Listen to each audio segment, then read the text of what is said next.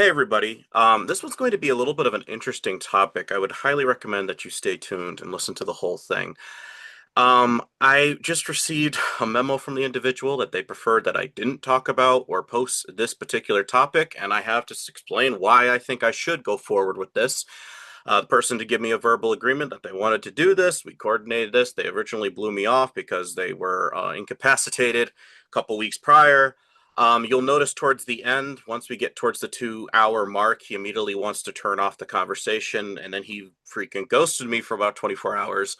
Today, I was at his place of employment, and he refused to come out and talk, which I found was incredibly weird. So I assumed he was probably mad. And then finally, he texted me after the workday, and I was home. And outside of asking me not to post it, I do have to say that the following text gave a little bit of an incentive for me wanting to post it, because if I constantly keep pushing out every time I'm getting the edge on a debate or pressing somebody about their worldviews and I just silence it, then what the heck am I doing?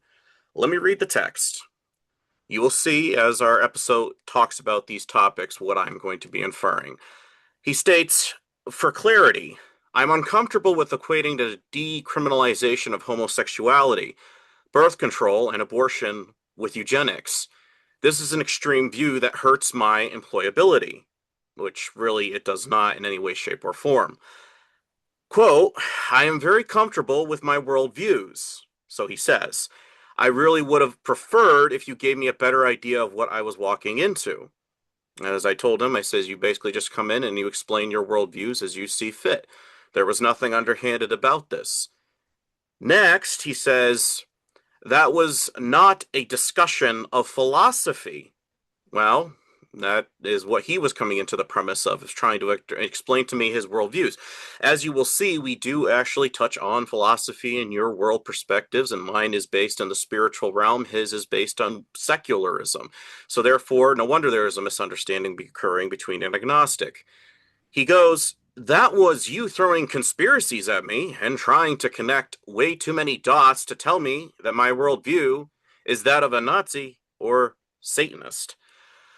No, I was not connecting a whole lot of dots for him. I was explaining the aspects of history and the evolution. Again, literally in the slide, it says the evolution of eugenics. And I was explaining him the origins of the word. I was explaining the origins of the creator of the term agnostic and his connections with Darwin, and how this led to the inspiration of eugenics in America, and in turn to the 1930s Germany. He says, you didn't actually bring up a single point that would have ever swayed the way I think about things. If you want people to reconsider their views, you have to do more than just say that a Satanist or a Yahtzee or a racist once shared those views. Plenty of racists and Yahtzees share some views you have as well. And absolutely, and I already conceded that point on the show. You see me verbally give him confirmation that I am very much against the ideas of institutions weaponizing Christianity. But in turn, why I have to post this, why I am stating this as the preface of why I am going to share this, no, he was not tricked. He was not beguiled. If anything, he is convicted. Because just as he's saying my conspiracies, I have to connect all these dots in order to make it fit. Yes, that's the essence of faith, right? Believing in things you don't see. I have based most of my faith based on history that we don't talk about in the classroom. And because this topic makes him uncomfortable, he preferred to just shove it and say it just doesn't exist. Same thing with the agnostic aspect, as you'll hear in the show. There comes a certain point where we keep hitting a consistent merry-go-round pothole. He's never able to answer it. And I stated, as you will hear me say in the show, we basically are going around in circles, and because you can't answer that part and you can't connect those dots, but you want me to believe your worldview. So philosophy, faith, salvation, debate, there wasn't anything to prep for. This was not done with malicious intent, but now I feel I have to share it. And no, this is not going to hurt him in any way, shape, or form in employment, because one, his employer is never going to see this. Secondly, um, he already made the verbal agreement to me prior to this. The fact that he's now having reconsiderations because of conspiracy and connecting things to the Yahtzees and or Satanists. It's like, well, he obviously feels comfortable showing that to me in a text saying, well, you could do it too. No, that's projection and that's cowardice, that he's not really confident in his worldview as an agnostic. And this is why I feel compelled that I have to share this. Um, Again, I'm not doing this out of hate. I'm doing this as of this is exactly what I am dealing with when I am trying to produce content, and then people behind the scenes are either um, when it comes in the esoteric circles, they're either blocking me and or boycotting me from having me back on their shows because I am not going towards the new ageism. I'm noticing that as a consistent pattern. And now with these individuals, they don't want to talk to me because I basically blow up their whole worldview. And I'm not trying to do anything underhanded here. I am genuinely trying to get to the root of the matter of what it is you believe. So, without any further ado, I'm going to let you guys watch. Go back to the beginning, write something down in the comments section. And as I said before, folks, sometimes because I do these controversial stuff, I lose supporters. So if you feel so led, I would greatly appreciate it if you'd go down below, click on any of the links that you see. I would appreciate if we could get more supporters as opposed to followers, because you guys are what actually keep this podcast and the Instagram page on the air. And without any further ado, let's start the show. Welcome back to another episode of the Mana, a daily podcast. Today, I am joined on the show with Nick. I don't usually do last names on here if you're okay with that, unless the person has like a book or something like that. Just for the sake of anonymity. Um, Nick is an individual who often makes a lot of my snacks over at the cafe when I'm doing a lot of my reading. He is an excellent chef. And we've had a couple of interesting passing conversations, and I wanted to bring him onto the show today, both to explain his worldview and to gently challenge him, because he's one of those individuals that's actually still open to debate, which is very rare in this day and age. So, Nick, welcome to the show. Thank you so much for having me on. I don't really have anything planned. I'm kind of just here for a good time, and I think we'll have lots of fun. Yeah, if anybody, as I said before, I was doing like a Bible study thing, and somebody was like, "Well, is there like something to prep for?" I'm like, "You don't do that on my show. That's not how we No. do things on the show. Like, I could tell you, but the way I connect things, it's like there's no way to possibly prep, you know." But I guess we could start easy. It's like you said you grew up as a Christian, and now you're an agnostic. Do you mind explaining your journey and or your convictions to get to that point, if possible? Yeah, totally. I'm gonna shut that off. I got something playing music right now that just turned on, so Okay, okay. let's shut that off. And in the meantime, while he is off screen, you guys can, if you like these shows, you like these interviews, feel free to go down below and support via Cash App, Patreon, PayPal, and not Venmo. Venmo has been having issues. I know some people have been sending stuff over there, but they've been doing some very nefarious things with people not be able to claim anything from there. But as I said before, this stuff is completely funded by you. You'd be surprised what $3 to $5 will do with many people doing it. So if you don't even want to do it specifically yourself, maybe recommend a family member, or somebody else if you find this stuff entertaining or just enjoyable to listen into. Anyways, Nick. So, how did I get to my agnostic standpoint? Well, as Brandon said, I did grow up as a Christian, so I was raised in a Protestant household.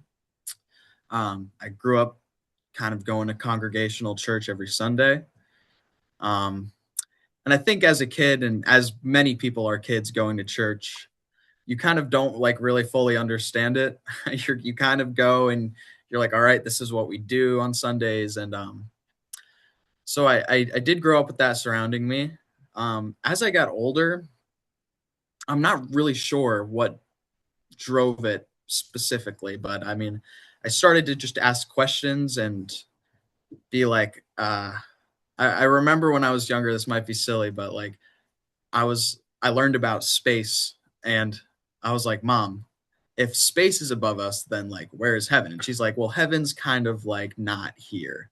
And I was like, oh, okay. So I kind of, I mean, maybe I was just always a skeptical person, but uh, I had a lot of questions and I felt that my answers that I received weren't sufficient for me to commit to something I thought was pretty life forming. So yeah, I think to dumb it down, I just had lots of questions and I wasn't really satisfied with any answers. And everything I've seen up to this point kind of points me more in the direction that I think we there might not be an intelligent creator of the universe and like the basically where we live. Hmm. Um, but I choose to say I'm an agnostic because I don't really think that it's provable either way. Like I don't really think I've been fully convinced that we live in a completely just materialist world, that there's nothing beyond what we see directly in front of us. But I also haven't been really swayed to believe that there is an intelligent creator behind everything.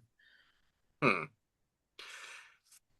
I think when I look at that as a Christian, one of the things that always hits me is that when somebody says there's no way to tell that there's a being, it's like, well, God doesn't exist. And I look at the person and be like, well, you don't exist. And they're just like, well, how can you make that argument?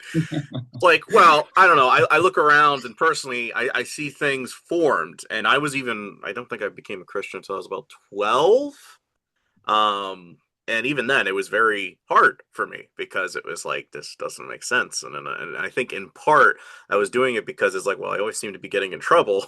So if you want me to be Christian, I guess that's the way to get out of trouble. It was kind of a little bit, right? Because again, You're religion like, is this is a good based on, move. right. Yeah. It almost seemed like a strategic maneuver. But Yeah. for me, I felt something very supernatural when the exact phrasing that I use, I want you to steer the rudder of my ship. And it was like, and I was like, whoa, okay, that was kind of, whoo. I knew I was saying something, but that was kind of like a confirmation that there's a spiritual dimension or component here.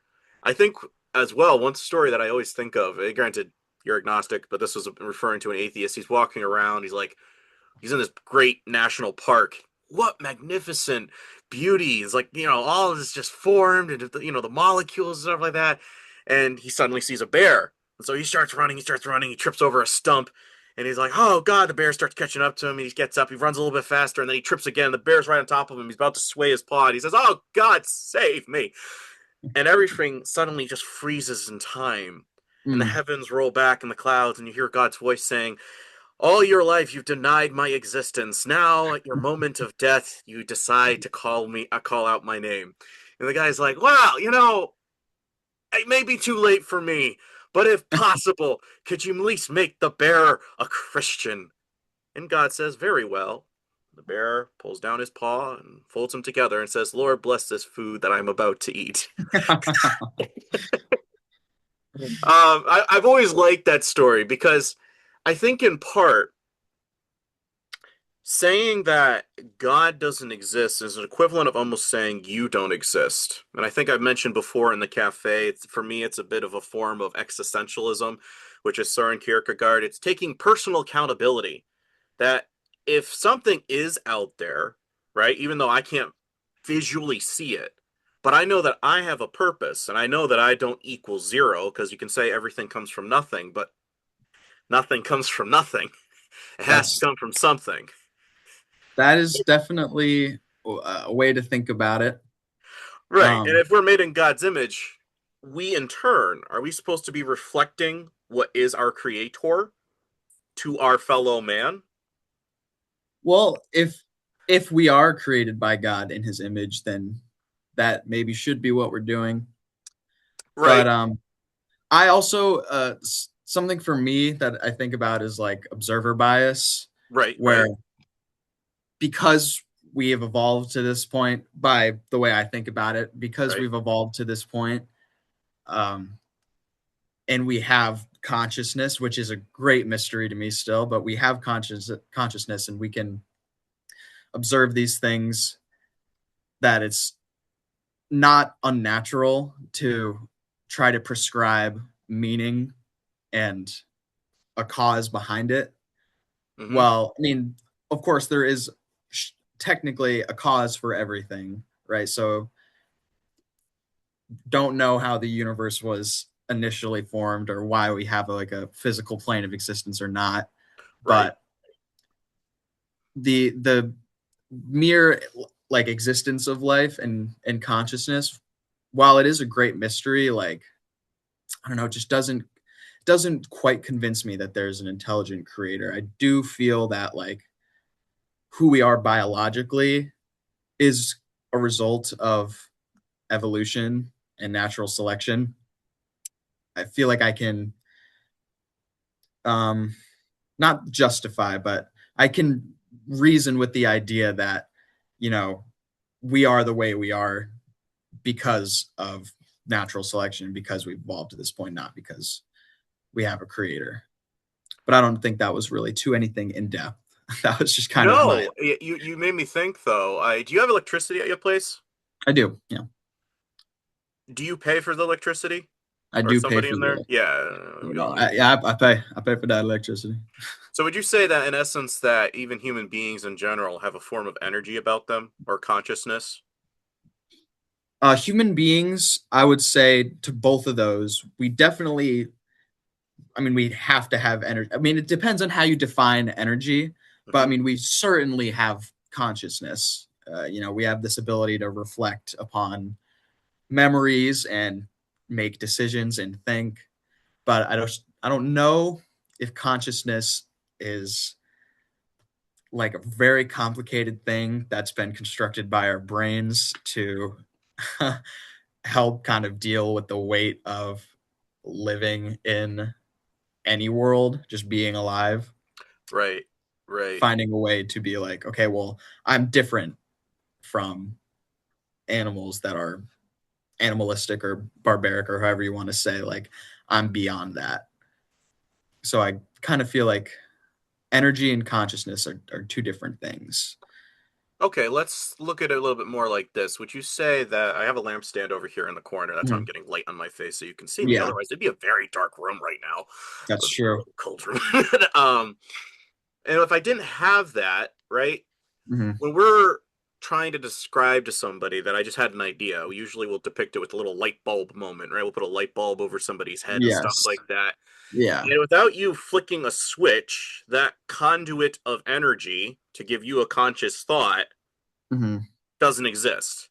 I need that electricity, that electric pulse to run through the system in Yeah. order to get the engine gears Yeah. going. I see what you mean. Yeah. So do Yeah. you see, like, I get you. yes, different, but again, it's But just like, it's like somebody has said before, like if you shot somebody in the head, you're turning off the computer system so that the heart's going to stop, everything else is going to stop thereafter. mhm, It's the yeah. same component. Yes, it's different departments, but there is a semiconductor of how they do interconnect. Would you at least say That that? yeah. I would Okay. I would agree with that. Yeah.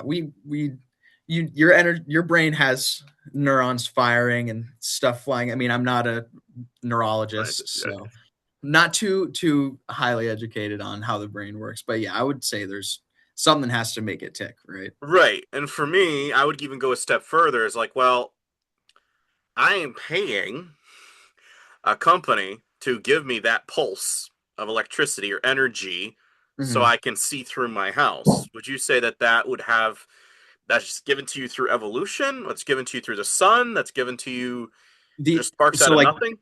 the like actually paying for electricity for my house, where does that come from, or where does like the electricity for my brain come from? Sorry. Yes, I'm trying to draw an analogy. I apologize. Yeah, no, I'm you're trying to good. draw the analogy is like where does that source of energy come from for your cognitive function to continue? So you're able to make a thought, you're able to pick up your hand, you're able to use your voice. Yeah, Where is that coming from if it's not plugged into a direct source? Because, like for instance, this lamp's not going to work unless I plug it into the electrical chute. So yeah. I even if mean, you cut it off and you're now your yeah, own autonomous individual, which I'm very a proponent of that, yeah, yeah, you're yeah. Of you're your own individual, but where do you get your course. energy source from? I mean, I to answer that, my initial thought is kind of just that we're extremely complex biological beings. Like we have so much going on in our anatomy, and I mean, we consume calories. We turn those calories into something like and to help us survive. Like for a bug still, not that they have consciousness, but they still have caloric intake, which turns into energy, which they then use to keep everything running. I would just probably prescribe that to like just kind of how our body works. I mean, I don't think it's maybe I'm misunderstanding your question, but I feel we have energy because that's kind of just how the world works is, animal eats another animal, uses that for caloric intake and turns that into energy for their body, and the cycle continues. So I don't know. I just don't prescribe, our ability to like do things and have energy and be conscious to anything supernatural. I don't personally feel that's like out of the bounds of what a world with natural selection and evolution would create. Right. From what I'm hearing though, it sounds like you're going downstream as opposed to upstream, which is not any fault of your own. It's more Hmm. of like I'm hearing you say, okay, well, if you want more energy, then get a multi-plug chute so you can put more devices into said electrical chute to get more energy. It's not going further back upstream saying, okay, well, where does the river start? I get what I'm understanding like why does the life cycle even happen kind of in the first place? Is that kind of what you're getting at? Well, in essence, or it's like In if you were essence. if you were your own being, like you say you're Mhm. not atheist, right?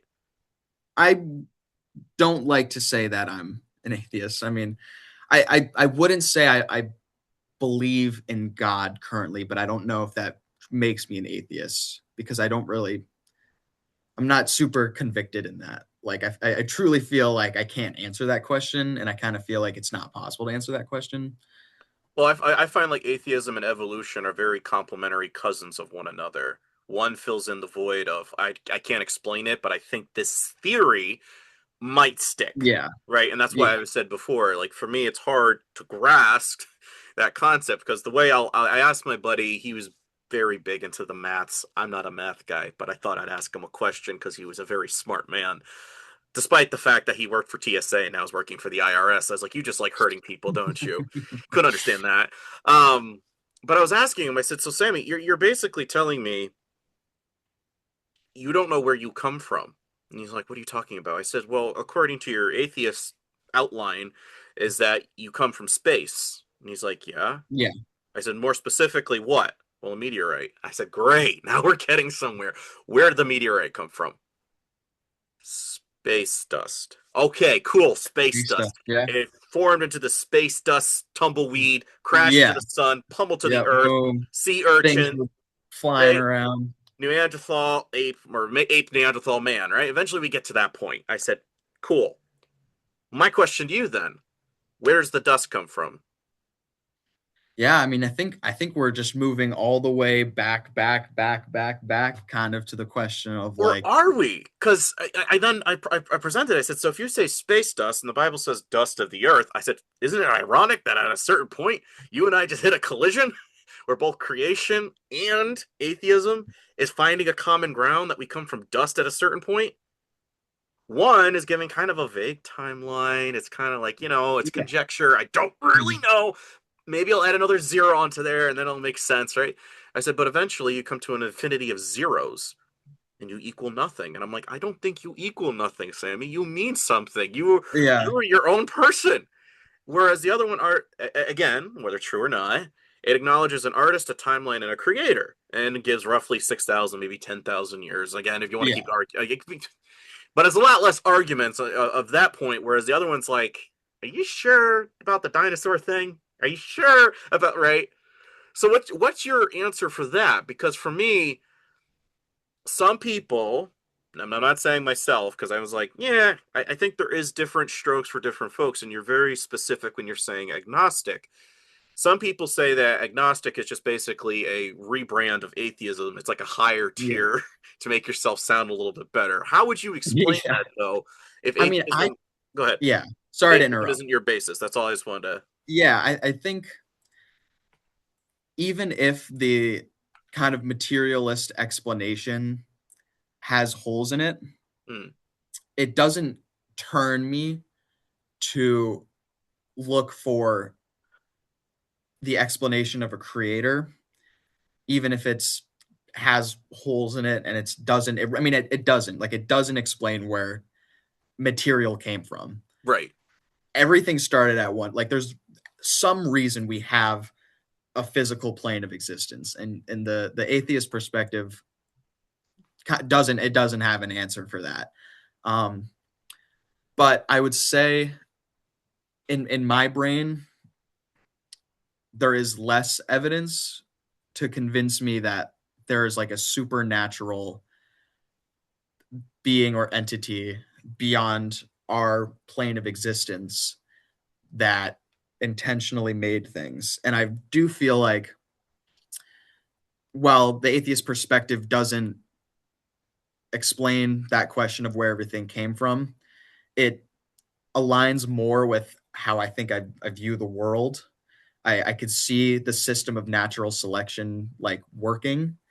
Like it very much lines up for me that we could have a materialist world because of the way natural selection happens. Like it's kind of maybe goes to the question of like if God did create, the physical world, why did he use natural selection and evolution as a means to get humans to where they are now?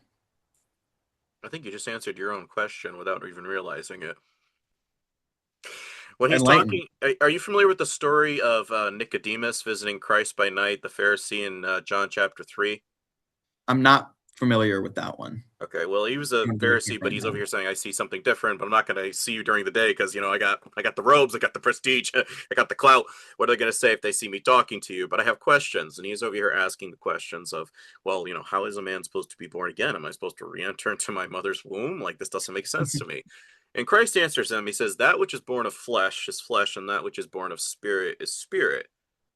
Now, ironically, in the occult, a lot of their explanations evolve around materialism. Like you might see the Star of David. It's actually supposed to be a conjunction of all the Mm. elements: water, fire, air, earth. Right? I think you're familiar with that, with the alchemy, Full Metal Alchemist stuff that you were talking about, Yeah. or Last Airbender. Same thing, different genre, Yeah. same, but the same We were talking about ideas that. are Mm. reflected in that. And in turn, Christ is asking us to deny the materialness of this world and to seek a spiritual path, which, to answer your question, you're seeing already a flaw that people are making and materialism their set point. Like, this is what I want. And that was my gripe with my church. It says what we're doing is we're basically saying, I want my 401k, I want the best house, I want a fancy car when I retire, and then I'm going to wait around for a rapture extraction plan before things get really bad. I was like, what an entitled sod you are. I Yeah. like, and again, that's how you're packaging your faith. And I see what you're saying, but maybe Oh that yeah. point is exactly what you're talking about. Is why would God use the materialism as opposed to just using spirit? And it's like, well, maybe that's part of the thing. Is I want to see how you do just with the material before I give you an upgrade. Because why would I Mm. bother to put you in a spiritual realm when you Yeah. can't even get past phase one? What's your thoughts on that? With a potential explanation? Well, if why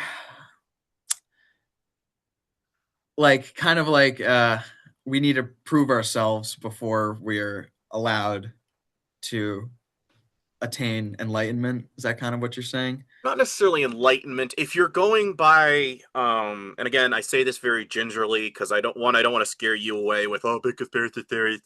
No, you're And I good. also say it for other people that are saying like you're going into other stuff. But allegedly in the book of Enoch in Genesis 6, it says the sons of God came down, had affairs with the daughters of men. Other people have said, well, Brandon, there seems to be a pantheon of gods. Yeah, they were known as the Watchers, the Anunnaki, and other cultures. Right? Other people call them Yeah. aliens. I call them fallen angels. But it says in Psalm 82 that Christians, again, sons of God, sit in judgment over the fallen Elohim, the fallen lords, fallen angels. Over in First John, it says, "Behold, what manner the love of the Father that we Christians should be called the sons of God." Okay, if the sons of God were the ones that came down, had affairs with the daughter of men, and created a giant offspring race, allegedly, I say that gingerly, Yeah. and this explains the giant races that Canaan was facing when they were conquesting, because God endorsed genocide. No, he was eliminating a genetic bad seed, half angel, half man. It's not supposed to be part of the plan. But mankind, in turn, if you are able to get past all of that, I'm going to need a new heavenly council. So not necessarily enlightenment, but more of a I need positions filled. And I'm looking for those that can see past all the fog, the matrix, if you will, so that you can fill those roles and you can become the new sons of God. Does that possibly explain something that you haven't heard from behind a pulpit I've heard some of talk that? of the Elohim and the kind of the like the sons of God, um, multiple, but also Jesus is a little different. But I almost kind of want to go back to what you said about um, the genocide, because I do feel like there is. I don't know how do you, because when God doesn't, if I'm not mistaken, commands the Israelites to uh, wipe out the Amalekite people, and he says something along the lines of like leave no cattle, leave.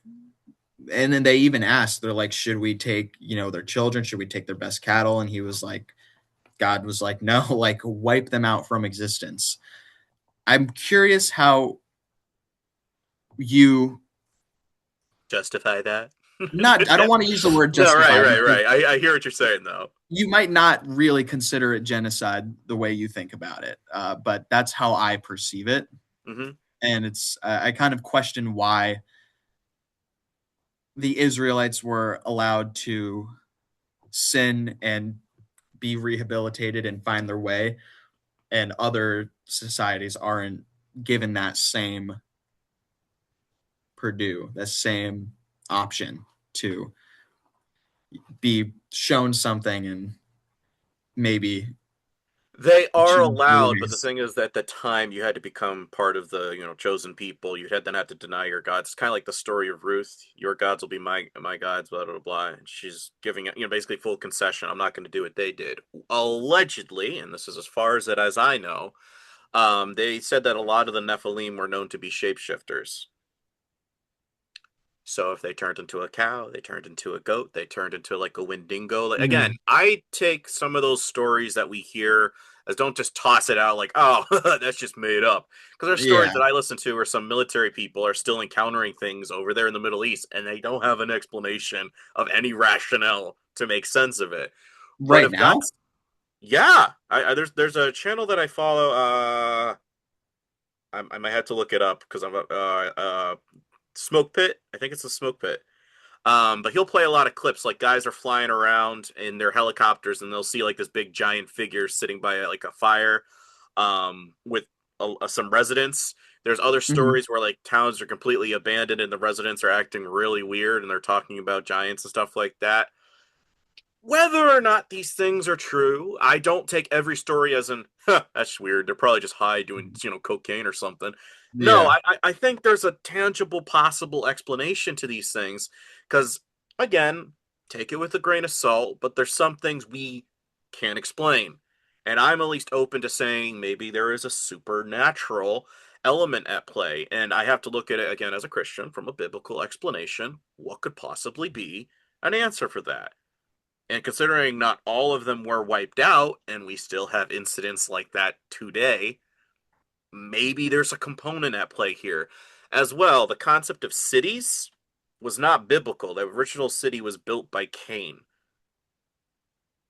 because God's Okay. people were not supposed to build cities. And again, the very concept of politics stems off of polis, which is from the Greek word meaning city, and that's where we get our root word for politics from.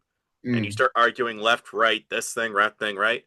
Mhm. And the Garden of Eden, it was you'll know the difference between good and evil. Today, it's the lesser of two evils if I vote this way, right? So I think in turn that politics, thinking in the concept of a city as opposed to caring about your neighbor, that's kind of what they've made us think. And then on top of that, they added the Mm. component of money to start gauging success. So So God was justified in commanding genocide? I would say though, when we're saying spiritual warfare, Yeah. when we read in Genesis, Ephesians 6:12, it says we wrestle not against flesh and blood, and it's going through the list. And what King James conveniently ejected from the text was, and against worldly governors. The word that is used there for governors was arche, archi, archons. Mm-hmm. Archons are connecting to Titans, connecting to Nephilim, which are the children Mm-hmm. of fallen angels. When we're talking about the concept of fighting spiritual battles, Mm-hmm. we're always thinking of it in a fleshly concept. Like, I'm not pro genocide. I am totally against what's going on in Gaza. No, I Yeah. don't think everybody in Canaan was the early predecessors of Muslims. That's Yeah. unfortunately what a lot of modern Protestants or Christian nationalists are thinking, Mm-hmm. and I don't look at it as that as at all.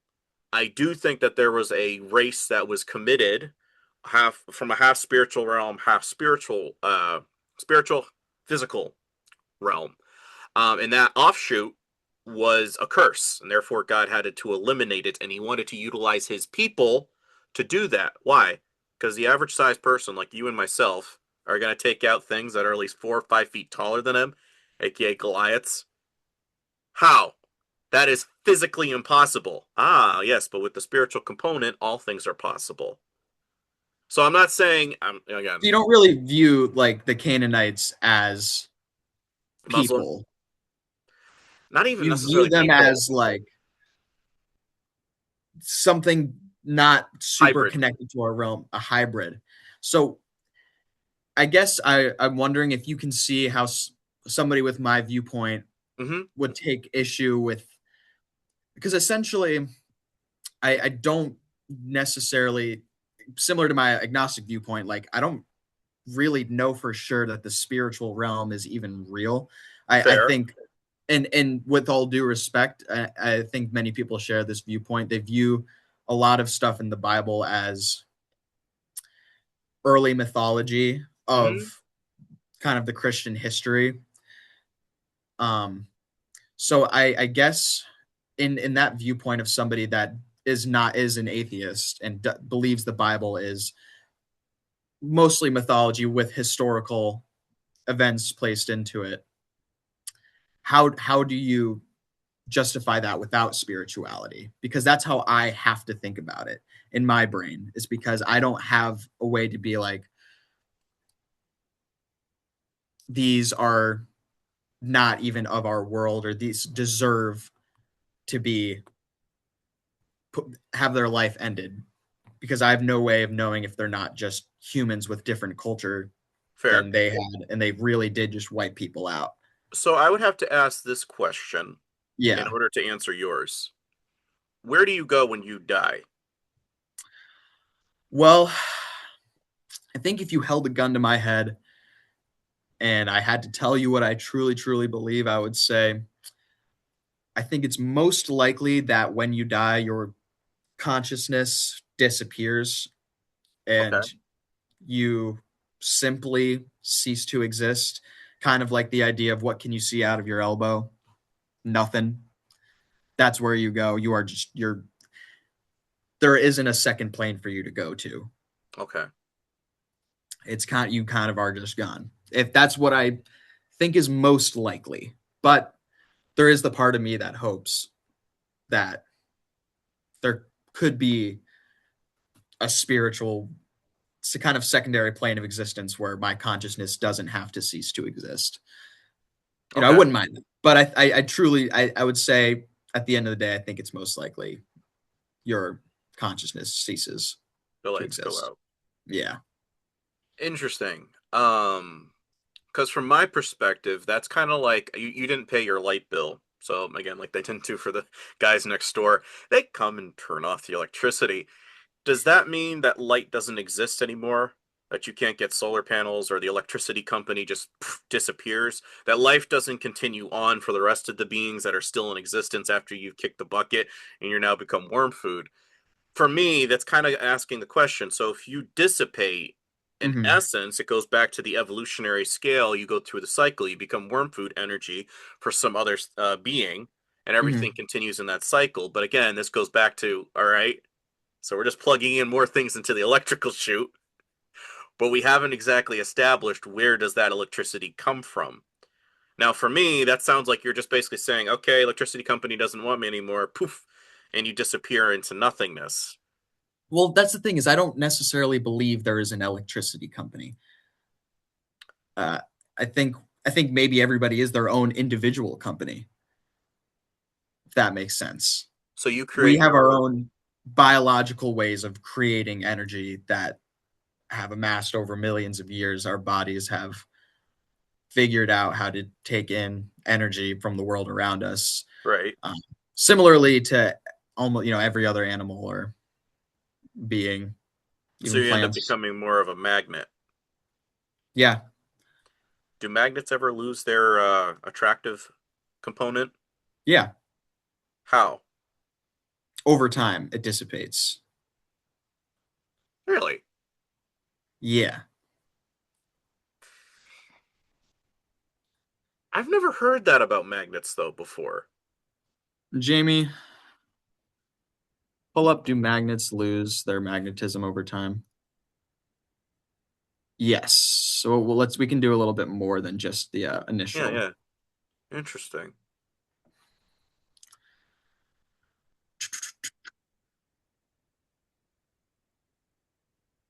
Da, da, da, da. I find it interesting though because I personally see everybody has the chance to be rebooted in a spiritual sense. That yes, that could be an option that you dissipate back into nothingness, but you would again, in my viewpoint, that nothingness is still energy that can be rebooted by the creator. It's still I could, matter, but yeah. you've consciously, again, your own autonomy, you've Mhm. signed over the deed saying I don't want any to continue this contract after I my don't. I wouldn't say that. no. I wouldn't say I've intentionally kind of looked at a paper and been like, all right, I'm given this option of life after, and I'm given this option of not life after, and I signed this one. It's more like that's simply what I believe to be. I feel like you can't choose what you believe. I don't think I choose to believe that there is no creator. I think it's just what I believe. But this might be going off on a tangent, but that also is relates to the reason why I don't subscribe to Christianity. Is I feel that if the only check mark for being given eternal bliss is subscribing to an ideology, I wouldn't want to be part of that. If do you kind of get what I mean? Hmm. If I'm only granted things, if I like if I can be a bad person my entire life basically, and I know this has been said before, Hmm. No, go but ahead. Yeah, yeah, yeah. I wouldn't want to worship a God who punishes me for trying to do good in my own way and not in a way of always, not always, but following a certain ideology. So basically, you still want to be a wild stallion. I think I won't worship a God who is willing to dish out eternal torture for crimes or transgressions committed on a limited, very short time plane of existence. Hmm. And it also kind of brings up the question for me, at least, is why is forgiveness only granted before death? Why,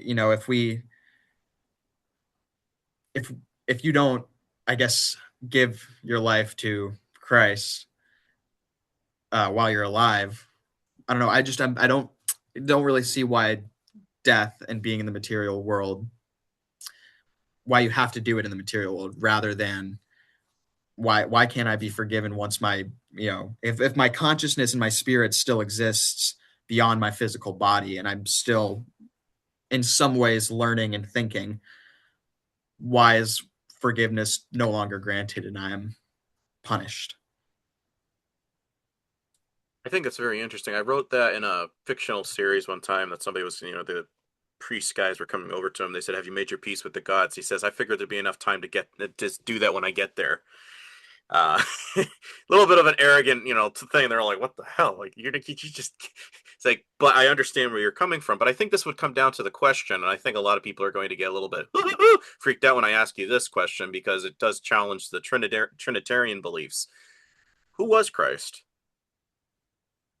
From what I've seen, and again, Not incredibly highly educated on. I'm not a theology major or Right, anything, right, right, but from right. what I've gathered, Jesus was somebody that existed and made some pretty bold claims, but must have been pretty convincing and kind of created the greatest social phenomenon of human history. That's kind of how I view it. Okay, fair enough. And I think that comes into ejecting the idea of spirit. But let's argue it from the Mhm. Trinitarian perspective, which I think with your Protestant background you should have enough of a concept with. Did we kill God? Can you kill God? Right? That's kind of the concept here, because they're over here telling me, okay, he came down here and he died on the cross. You're telling me it's possible for Satan, according to the Christianity belief, you're telling me Satan killed God. Well, that's not. You can't do. So okay, okay. So if he can't kill God, because that kind of just goes a full. It just lurches the whole concept of what you just said you believe in. Who was he? Who was God No, or who who was was Jesus? Christ? Because when you're going to his baptism, right? Hmm. You have the heavens open up and a dove comes down, says, "My beloved son, in whom I am well pleased." Hmm. Cool. When Christ is in Gethsemane, he's praying, Father, if you could let this cup pass from me, blah, blah, blah. When he's on the cross, Father, why hast thou forsaken me? We're going through this whole cycle. So I've argued with some people. I said, you're basically telling me either God is a ventriloquist, this is my blood, or he's schizophrenic.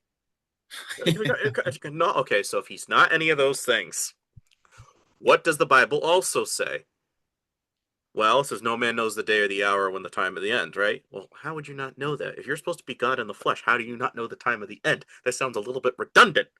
But we also have that point when Stephen the martyr is being stoned and he says, I see God the Father and Christ standing on the right side of the throne of God. Okay, that sounds like two distinct individuals. So now I go back to this. When you read Genesis 1 and you read John 1, especially John 1:14, it says the Son of God was the Word made flesh. If the word gives you life, right? That is what you want to subscribe to. That is what I want to obey. That is what I personally Hmm. harness myself onto. As I said before with the analogy of the stallion. Now, stallions out in the wild, I think they live up to about 20 something years. When they're domesticated, they have the potential of living up to 40 something years. Now, granted, it's like, well, then I don't get to sow my wild oats. I don't get to run out in the fields. True, but you get the chance of longevity if you do submit to that. Same concept. Now, you just said going into eternal hell. This gal was, again, I take it with a grain of salt because I think it's fair what people bring up. So you're saying the concept of eternity, God, you said Christ didn't win eternal life for people to be in eternal torment. Instead, she makes a very distinct argument saying that comes from a Greek mythology that you would continue on forever in an afterlife in pain and suffering, semi-purgatorial Catholic-based thinking. But she was saying, well, be careful of those that destroy both the body and the soul. So maybe you're there in a waiting room and then you're gone. You dissipate because you can't burn forever, right? If you throw like a branch, like you have a fireplace, let's say at your house, and you throw a branch in there, is that branch going to continue burning for the rest of eternity? If God wills it. If God wills it, If but let's God say wills God it, doesn't exist. so no. But Right. But if God, that's also again, why I'm not really scared. Like I don't believe in hell. I don't. I don't really think it's real. I don't know. I mean, I guess maybe we can loop back around to. Um, I kind of lost my train of thought, to be honest. all right, I can help Throw with something that. at me. So I'm hearing a consistent theme, as I don't know. Yes, there's holes here, but this is still what I believe. But then I'm not certain what I believe. What definitively do you believe in? Yourself, humanity, evolution? Like, what would you say you ultimately defines you if God is out of the picture and a spiritual realm is not a component? If this, I mean, I I believe it's the life I make for myself. You know, if there's no gift waiting for me after I'm done, that means that what I have now is extremely, extremely precious. It's kind of, you know, it's all I have is my life now, and I don't know that there's anything beyond it. So I guess I would say I believe in myself and creating the best life for myself, but not at the cost of other people. Um,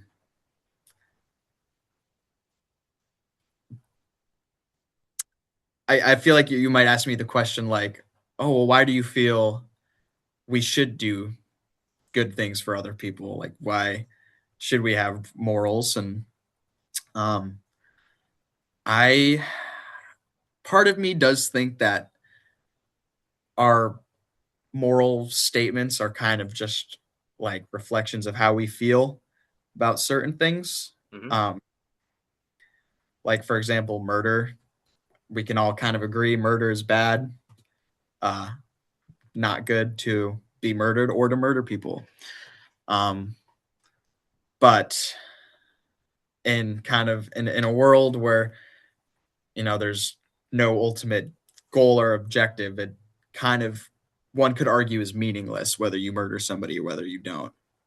In terms of it being a third party, it's doesn't really matter. It doesn't affect you at all. So, but I don't think it makes it less true that murder should be wrong. Um, I think we can have both of those things simultaneously. I think we can objectively look at certain actions and say if we want to, in a utilitarian sense, create the most pleasure for the most amount of people, we should, as a society, hold moral values because it benefits you personally and also benefits others around you, which I think creates like a positive feedback loop. What do you think of that? For me, and again, this is not even necessarily from a biblical perspective. This is more from the egoist, sterner perspective. Yes, I have full right to cut off my autonomy, and I'm explaining a little bit of his philosophy for those who are not understanding where I'm coming from. Yes, I can cut off if this relationship's not working for me, I can cut it off. Right? I am accountable only unto myself. And Yeah, again, I'm going through life viewing it as that. However, for a Christian, I find there's the existential. I'm putting on the saddle, and I'm going to force myself to be in a covenant. Why? Because there's allegedly benefits of doing that from my Christian yeah, walk. Now, yeah, again, I'm saying that because I'm coming from it from your perspective. What I'm hearing though is again my trying to rationale. Everyone equals one because life has meaning. So therefore, every person I come into contact with has their own autonomous right to do as they see fit. That sounds kind of he's like, yeah, call it liberal. I don't care. That yes, you have the right to do whatever you want with your life. Okay. And as a Christian, it is not for me to pass legislation, coerce you, or try to force you to believe what I believe. You have the right to keep going your direction, but we can have a discussion. We can have a gentle debate. We can, so on and so forth. But it's not for you to, as well, point fingers and say this, that, and the other thing. However, what I'm hearing is that, yeah, be nice to everybody, but we all equal zero. Why? Because I come from nothing, I go to nothing, so why would I respect something that equals zero? Whereas if you're one, where does that one ultimately come from? Well, me, I would say the one. But then as the other individual, why? Because you are a reflection and extension of something that gives life, and therefore I would want to respect that because you are a image of God. Whereas if you equal zero, it's like, well, why don't I just go through the streets and take out everybody that's freaking jerk? If could road rage, sure, take that guy out. Take the person that's a jerk at my fast food place. People have purpose, they have meaning, and just being a good person I find is kind of a little bit contradictory because yes, you can be a good person, but if I am going by the Bible, it says none is righteous, no, not one. So what makes you the good person if you come from nothing and you go from nothing? How do you define that moral if you don't have a basis to base it off of? Now I'll extend it to this. Would you say you replace that with the philosophy? Would you say you go into like Buddhism? Like, how would you define that for yourself? It's a great question. Um, Let me think on it. Okay. I would say I've been presented with this question before, and it definitely uh, puts you in a spot where you really have to sit down and consider. Um, I don't know. I think we're only zero if we choose to be zero. Yeah, I don't think that not having a creator or like not having a purpose diminishes value of people.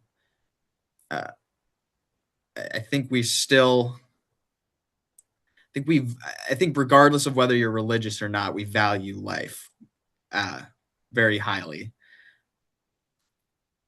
and I think it's for different reasons whether you're Christian or an atheist. Um, but I think we can all kind of agree that one way or another, it's what we have, and we should protect it. And it's hard not to kind of just bounce back to saying that like it's an evolutionary trait of being social creatures, you know, having an innate sense of protecting those similar to you Hmm. will further benefit you. Um, but then also kind of just goes to the innate biological drive of wanting to procreate and survive. Trying to say this in a way that answers your question well. I'm I think we can simultaneously accept, at least in my brain, that it's worth it to prescribe meaning to things. That it creates you kind of have to create your own value, um, and it's very difficult for everybody to be able to do that. And those are the benefits of I think being involved in religion is you have kind of a insurmountable push to do good, which benefits society quite a fair bit. But I don't think that the utility of religion makes it true that it just makes it. I don't think the utility of it should force us to believe it, I guess, if that makes sense. Like, I think it was extremely useful for society for a long time. And it doesn't make a lot of sense for us to have these really strong, innate moral drives to, like we're disgusted by murder. We think certain things are kind of beyond um, condoning. Um, so I kind of think society's at a point where we need to understand like the utility of religion and how it benefited us while also continuing to search genuinely for what is actually the truth of our reality if you're curious if you're to be curious about it. I would say I had to agree with that. And even when you just said value, and this is a lot of people are not understanding what I'm trying to convey. So I'll elaborate with some of these books. The Value of Others by Orion Taraban. Another one by The First 5,000 Years of Death by David Graeber. And then The Agony of Eros are three of the ones that I remember at this time. Oh, and The Agorist Primer by Samuel something. Again, just type it in, folks. After reading all of those, it really made me just pause and reflect. Do we really need a monetary system in order to define value? And you just brought up religion. What are spin-offs of religion? Denominations. Denominational value of currency. And I'm just like, guys, do we really need the institution in order to regulate our own individuality? What? right? And I've created a sphere where it was like the institution, the ideologies, then you have the individual, the I problem, and you'll find the individual. I've gone to college, so I'm part of this institution, and I wear their merch and so on and so forth. And then this ideology, well, I take a little bit from Nietzsche, I take a little bit from Darwin, or so on and so forth, right? And these ideologies are part of what form you as an individual. But what I ask people is sometimes, can you cut off the institution and can you cut off that microwave philosophy that you might have gotten from a 20-minute video on YouTube and just take a moment and pause and reflect and say, who are you though? What do you think? Like my buddy, every time I ask him what he thinks of the world, he repeats to me what Ben Shapiro says. I said, anything without the Daily Wire giving you a filter. Can you tell me what you think of the problem or this issue? Well, and then he'll go into empiricism, sorry, of where he's always talking about personal experience. While that is all well and good, it doesn't sound like you're bouncing off of, you know what? Am I willing to be a contrarian and oppose the collective of a particular group, whether that's a religion, whether that's an ideology, as you phrased it before, and just ask myself, who am I? There's something that you said earlier that made me think is like, yeah, we have to equate some sort of value in a relationship, whether it's ourselves working with somebody else. And I see that as true, because if you don't have a purpose, right, or something to define who you are, you become a pawn in another man's game. And I don't like people being used. Hence, this is why I was chuckling, because when you were arguing, is like, well, I think it's good for the moral good, genetically speaking, right? And I'm over here like, yeah, but statism is sadism. You say, and again, I'm using your argument, and then I'm going a little bit Yeah. further upstream. Yes, starting out as a premise, it would be best interest for all of us to just get along. But then we get something called democracy, and I say dumbocracy, because then we get all these people arguing stuff. Most people don't bother to pick up books because this day and age, everybody wants to play video games and do other things. They don't really want to think. Because if you think, that means personal accountability. And if you have to do personal accountability, that means more work on yourself. And don't we already beat ourselves up in a depressing cycle of societal expectations? So it comes down to this. If we have morals, if we have ethics, who are we ultimately subscribing to? Or are we able to define that on our own, as you've said? I'm able to create my own energy source. I'm able to define my own belief system. Or do you need others in order to define what it is you believe? Ultimately, I think that's, again, from a non spiritual perspective, how would you fit that bill? And I'm sorry that was a lot. I'm just kind of encasing everything you said.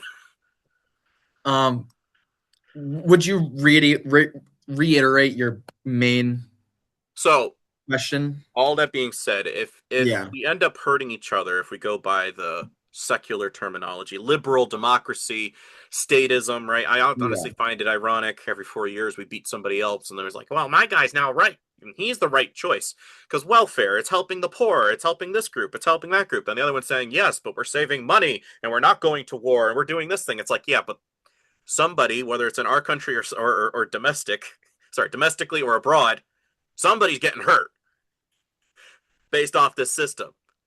So how can I justify a system that is supposed to be determining my morals and ethics, right? American values.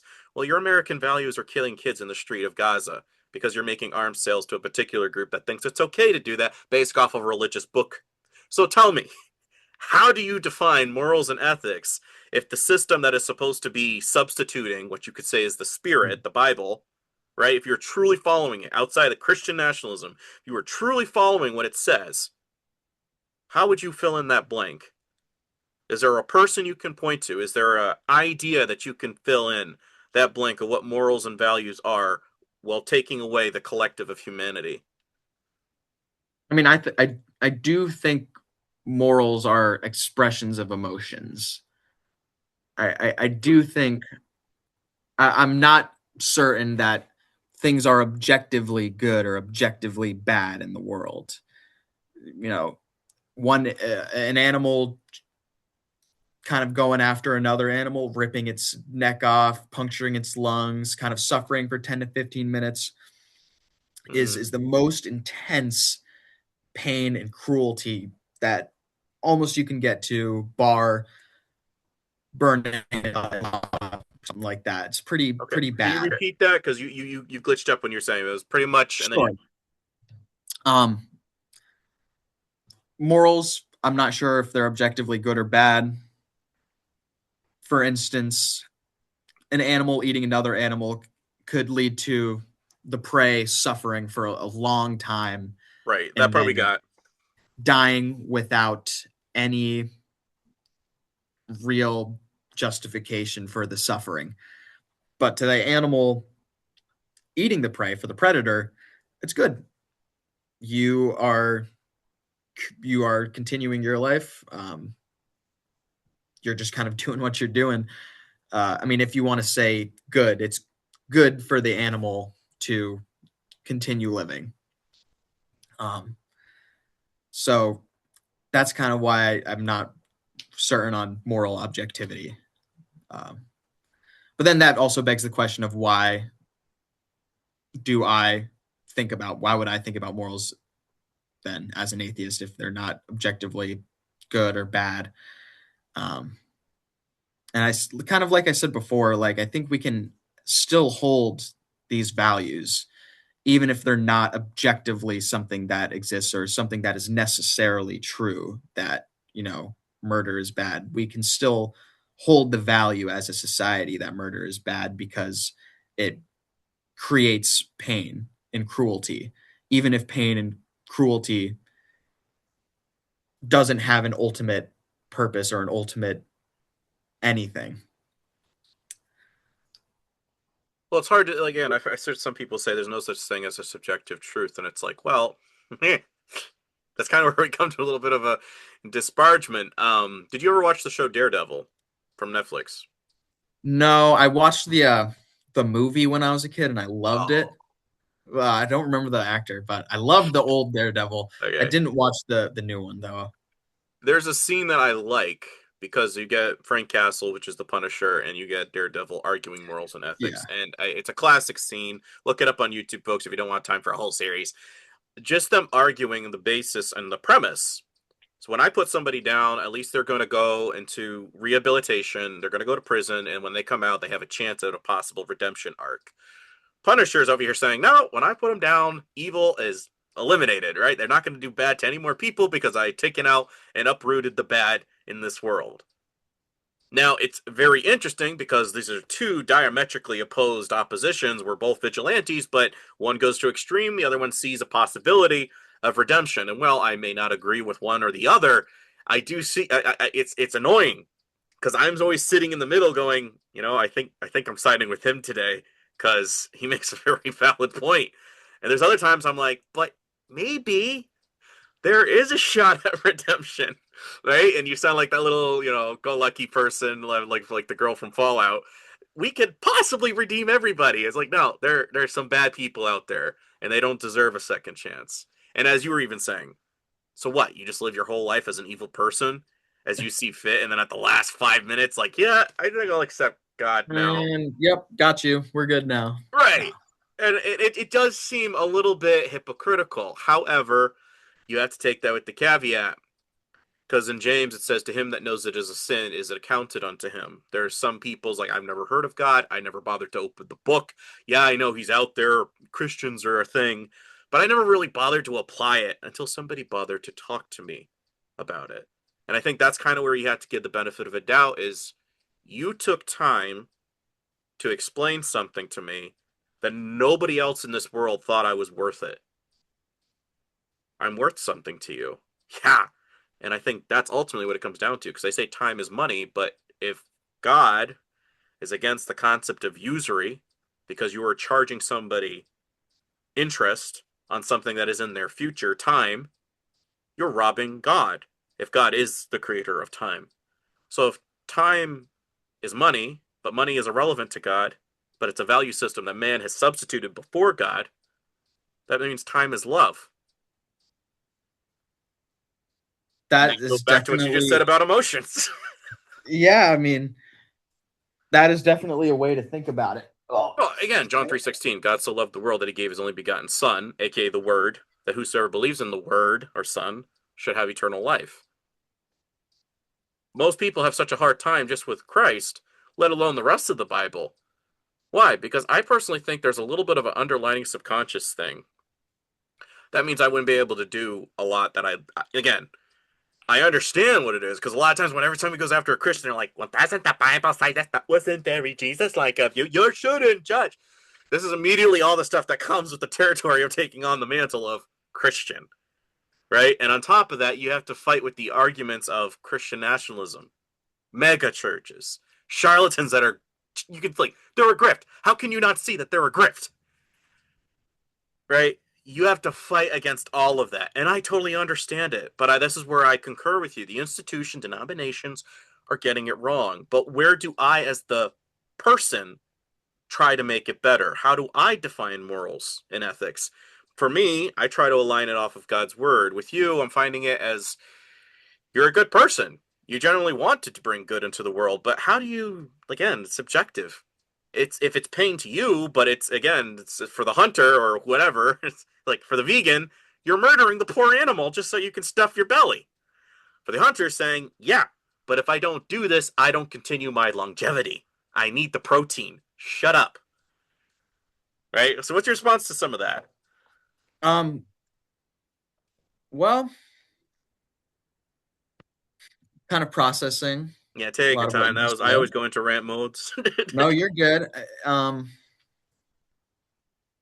It's difficult. It's, I mean, I definitely am struggling to find a very solid answer that I can be like, ooh, come right back Gotcha. at you with this. No, it. My viewpoint does kind of point towards the meaninglessness. There's nothing pushing it forward, and that's definitely the hardest part of my viewpoint, and definitely something I struggle with. Is finding purpose, and recently I've found that I just, I can't change what I believe. Mm-hmm.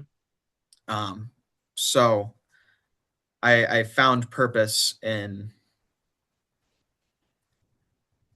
finding people I love and surrounding myself with them because it brings a great deal of joy to me. And for some odd reason, it gives me joy to to hopefully, it gives me joy to bring them joy. I want to make them happy. And I love that they make me happy. Mm-hmm. And that's, even if I don't know why, that's enough fulfillment for me, at least, uh, just to be happy. And I don't need something beyond that to feel comfortable. I still, because it's an uncomfortable thought that there's no reason to be a good person. Mm-hmm. Um, there might not be, other than personal benefit and true objectivity. You know, That's like there. I'm being a good person because I get something out of this. Yeah, I mean That's that's. like, I mean isn't that a how con man? maybe, but oh, I mean I don't want to shoot myself in the foot here, but it, it's.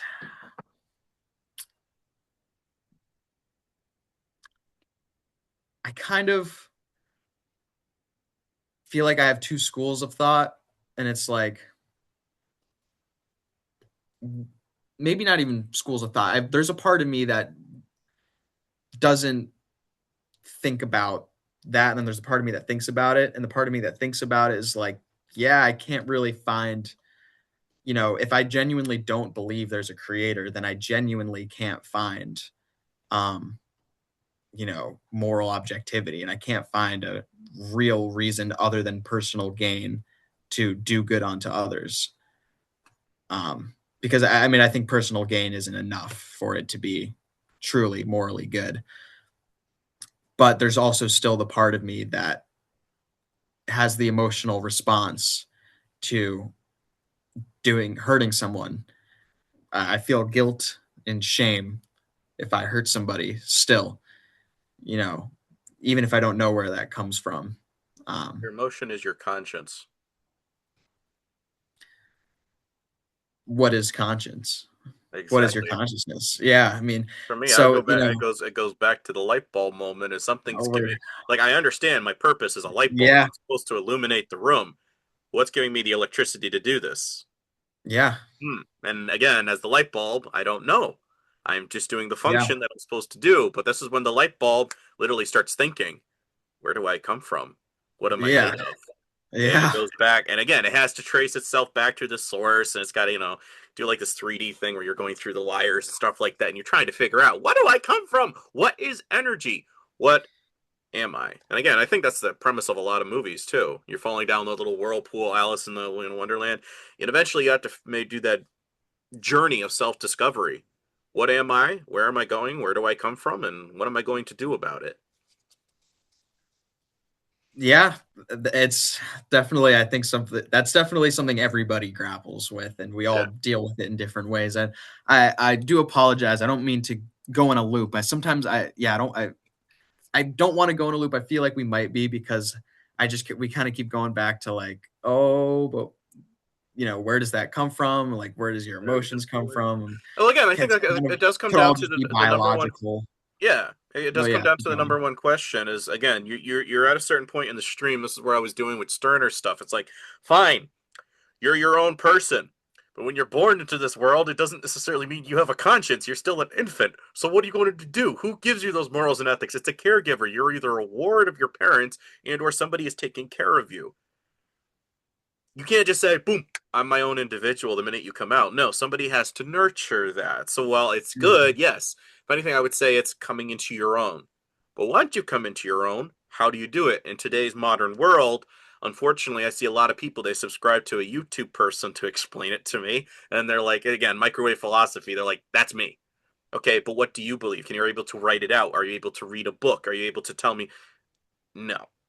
Okay. Well, this was very interesting discussion. And or as you said, sounds like we're just going around in a circle. Well, maybe it is. And that's the beauty is you're walking through what nobody else bothered to talk to you about and you're like, okay, it's a merry-go-round, but now I have to think about this. I want to be a roller coaster. I want to have some ups and downs, but I get at Yeah. the end of the ride, I know what I was going through as opposed to I'm just going around in a circle. Um what's your thoughts on Masons? Trustworthy Like organization? Freemasons. Yes.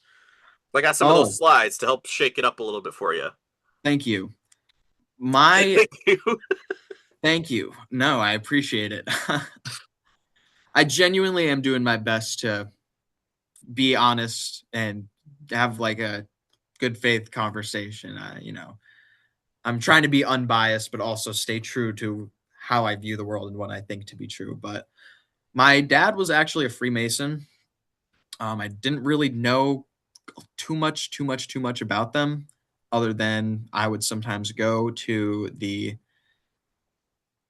house or the Lodge. building they had. The lodge. I would go to the lodge and I would do dishes, and that was a good time. And my dad had a cool ring, and he was like, "We're secret, and I can't tell you anything about it, but we're good. We do good stuff." And they actually did. I remember once I drove around with him and my brother, and we delivered flowers to widows, kind of around the county area, which was very kind, and I remember it to this day. But I don't know much about them other than that was my personal experience with the Freemasons and the Mason Lodge. Oh boy, I might break your heart. You can break my heart. Are you sure? Of Um, course. all right, let me pull up something here. As I don't have this as a slide, that's why I have to look it up. No, you're good. I don't. Anyways, Anyways, so Knights Templar. The Knights Templar full name is the United Religious Military and Masonic Orders of the Temple of the Saint John of Jerusalem, Palestine, Rhodes, and Malta, and is a fraternal order within Freemasonry. Now I'm just going to read this little clip it from a book. Um, the doctrines of Freemasonry are influenced to a great extent by the Roman Catholic doctrine and history. In 1754, the first 25 degrees of the Scottish Rite of Freemasonry were written by the Jesuits in the College of Jesuits of Claremont in Paris. for the purpose of restoring power of the Jesuit-controlled House of Stuart to the throne of England. There are a series in the Masonic York Rite hierarchy known as the Order of Knights Templar. The Knights Templar was an organization founded in 1118 AD. The Templars received papal sanction as a Catholic order, the Order of the Poor Knights of Christ, and in 1128 are recognized as the first Roman Catholic crusaders. The Templars were known as the Militia of Christ. Now, the Jewish character of the Catholic rites of Freemasonry cannot be understated. Albert Pike explains in Masonry and its doctrinal Bible of Freemasonry, Morals and Dogma, quote, Masonry is the search for light that leads directly back, as you will see, to the Kabbalah. Now, I say all of that because you might find this interesting, as I'm going to show in those slides. The top of the Hermetic Kabbalah tree of life is known as Corona. Did we have something by the name of Corona within the last 5 years of our existence here? Well, yeah, but I mean, it just means crown, right? And Uh-huh. we called it the coronavirus because of the shape of, A spiked yeah. crown like the Statue of Liberty, Helios. Yeah. Again, whether you want to agree with that or not, it's I up mean, I to, don't disagree with you. I just don't yeah. really prescribe it to anything. True. Look at True. this. Are you familiar with these individuals? Any of them? One of them, Sir One. Charles Darwin, Yes. naturally. Very, very commonly spoken of. Well, in part, this was, again, I was doing this on my own independent digging around, and I stumbled upon some of this stuff with Darwin. Now you have Aldous Huxley. He's a gentleman that wrote Brave New World, and you see him covering his eye. A lot of times people are like, well, how do you know that somebody in Hollywood's not just covering their eyeball because the photographer told them to do it? In the occult, it's a little bit of a nod to the all-seeing eye, right? You become your own sovereign, your own being, your own God. Hence that the dollar, money, in God we trust. Why does it say in Timothy, the love of money is the root of all evil, and yet you have God's name on money within America? I just found it interesting. But I find it interesting, to reuse the word, that Darwin himself was a Freemason. And when you see this pose again, this guy was Anton LaVey. He was the founder of the Church of Satan. And he calls it the Curse of Satan, this exact pose. Now people are going to say, that means rock on. Yeah. Yeah, but exactly. It's like when you see those rock stars, they always do the horns. And it's like, do you think they know what they're talking about? Or do you think it's just a good time? And again, the Masonic hush pose, like you just said, your dad said, it's a secret. It's a secret. We don't talk about it. We don't talk about it. Now, again, some would argue the idea of evolution is coming from Satan because it substitutes God. Yeah, Shamil Shamazel. Again, coming from your perspective. As I look into this further, I look into this Sir Francis Galton character. Who is this guy? Well, in the late 19th century, a critical time in the development of the sciences, British scholar Sir Francis Galton, in his book Inquiries into the Human Faculty and its Development, coined the term eugenics. Galton, whose cousin was Charles Darwin, hoped for the better humankind through the science of improving the human species by selectively mating people with specific and desirable hereditary traits. Decades of research known as controlled breeding. Would you say you support that as atheist, agnostic, Um, an offshoot that no, stems from evolution? I think eugenics leads to much more cruelty and immorality than I think it presents Pain, on its as you face. said before. Exactly. If it hurts somebody, is it a good thing? And again, that's why I'm asking you. And again, you get the eugenics, tree of life, eugenics. Maybe there's some kind of connection here, trying to substitute, before God. Reason I'm asking that is because now we get this guy, which is quite relevant to you. You may not know who this guy is, but I think you should learn about him. So, Okay. Thomas Henry Huxley was a biologist and anthropologist who specialized in comparative anatomy. He was born on May 4th, 1825, in Ealing, Middlesex, England, and received only 2 years of formal education at his father's declining Ealing School. Huxley was one of the first adherents to Charles Darwin's theory of evolution by natural selection and did more than anyone else to advance its acceptance among scientists and the public alike. He was a passionate defender of Darwin's theory, so passionate that he was nicknamed Darwin's Bulldog. Huxley, organizational efforts, public lectures, and writing helped elevate the place of science in modern society. He died due to heart failure on June 29th, 1895, at the age of 70. He was buried in the cemetery of Finchley, a northern district of London. Now, do you know who this individual is in relation to agnosticism? No, I would say no.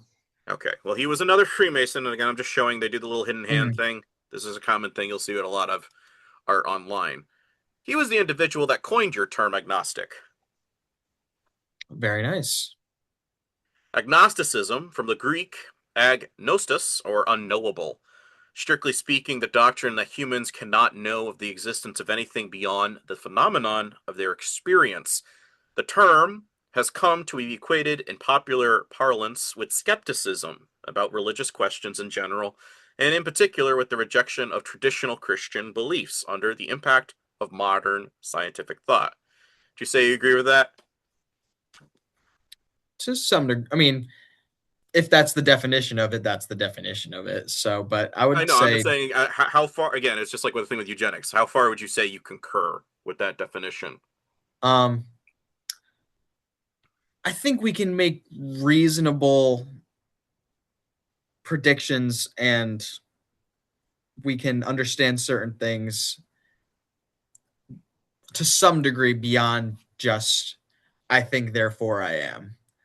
I Okay. think I can make I can have a good enough guess that you are a human and you have a consciousness and a brain and are doing things and are not a construct of my imagination or anything other than somebody just like me, even though that would maybe technically beyond my the phenomena of my experience So to think is to be a being.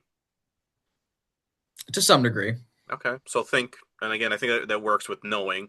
The word agnosticism was first publicly coined in 1869 at a meeting of the Metaphysical Society in London by T.H. Huxley, a British biologist and champion of Darwinian theory of evolution. He coined it as a suitable label for his own position. It came into my head as suggestively anti-ethical uh, to the Gnostic of church history who professed to know so much about the very things of which I was ignorant.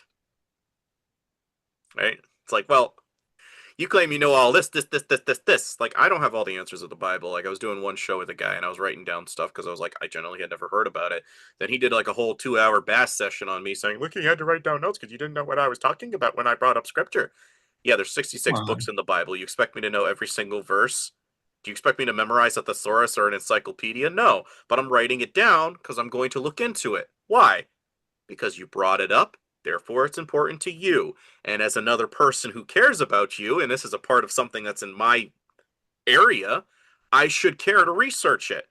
But no, you gotta decide to bash me instead of, right? Again, this respectful discourse of just saying interesting, It's interesting. important So, to be kind. right. Important And to be kind. I looked at this because again, Gnosticism, which is what they use a lot for a pagan terminology, is it's knowing, right? Knowledge is the be all end all. Sophia, philosophy, right? I love wisdom, lovers of wisdom. That's ultimately what it comes down to. And the Bible says that Hosea 4:6 that my people are destroyed for a lack of knowledge, and because you rejected knowledge, I will reject you from being my high priest, and I will also forget your children. Okay, so what does that mean as somebody who is supposed to be a believer? What do I do with knowledge? Do I toss it out? Or do I actually try to weigh what's in front of me? Well, again, every time somebody Yeah. had a sexual relation, because you're just talking about emotions, connecting with people, when Adam knew his wife, Abraham knew his wife, such and so knew his wife, there's a connection. There's a value system being established. Not that I'm saying that we should equate people to demeanizing to them as solely whatever. Most of this is repeating what already there. Key distinctions: unlike atheists who do not believe in God, and theists who do, agnostics focus on the inability to know for sure. Types are strong agnostics that believe that the existence of a divine being is impossible to know, whereas the weaker agnostic might say and maintain that the existence of a divine being is currently unknown, but not necessarily unknowable. I think you lean kind of more so into the second, would you say? I would say I lean to the second, but I don't think I'll take one of those over the other. Sometimes I think we will never be ever be able to figure it Just out. claim something, man. Claim It's it. just I love being an agnostic. I don't have to answer any questions. No. Allegedly. um That's the key word. Allegedly. Allegedly I'm an agnostic. Allegedly. An I, alleged agnostic. it might be knowable. I think I think it might be knowable, It might but it be. might not be knowable. I would Fair say I'm an enough. agnostic. Ardent? Define ardent. Very passionate, very unmovable. You like, there's nothing that's ever going to change my mind about this. Where I hate to say it, you kind of said, yes, here we are. Boom. Okay, we just hit that little that pothole here in my theory. Not necessarily that I'm wrong. It's just you're right. There's a consistency Yeah. where it's like I have to pause and reflect on that one particular point. Doesn't mean I'm right. Doesn't mean you're wrong. Just kind of where it is. Yeah. Again, that's what I enjoy about these kind of conversations because it's not forcing you. It's just going, cool. And we I mean, walk our separate ways.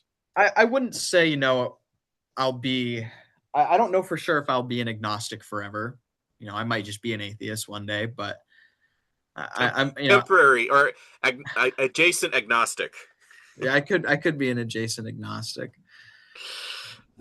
So, to clarify, now I'm going to elaborate who those two other individuals are because you might surprise you. Hmm. The relationship between Thomas Henry Huxley and Julian Huxley, which is the gentleman with glasses in the upper right, consider the following points. Julian Huxley was the grandson of Thomas Henry Huxley and a notable biologist and writer in his own right. Julian contributed significantly to the fields of evolutionary biology and conservation. The Huxley family is known for its intellectual legacy, with multiple generations contributing to science and philosophy. Their shared names highlights a lineage of scientific inquiry and influence. Now, while it says that, I'm going, okay, what kind of science are you inferring? Well, Julian Huxley, who is the grandson of the guy who coined the term agnostic, is the father of transhumanism. Is that something you support? Transhumanism, like the idea that we will one day move our consciousness kind of beyond like flesh and Yeah, or more into just, like Neuralink and all that stuff where you can Neuralink. just Yeah. download yourself to the cloud, as it were. I mean, I think if somebody does it, we'll find out.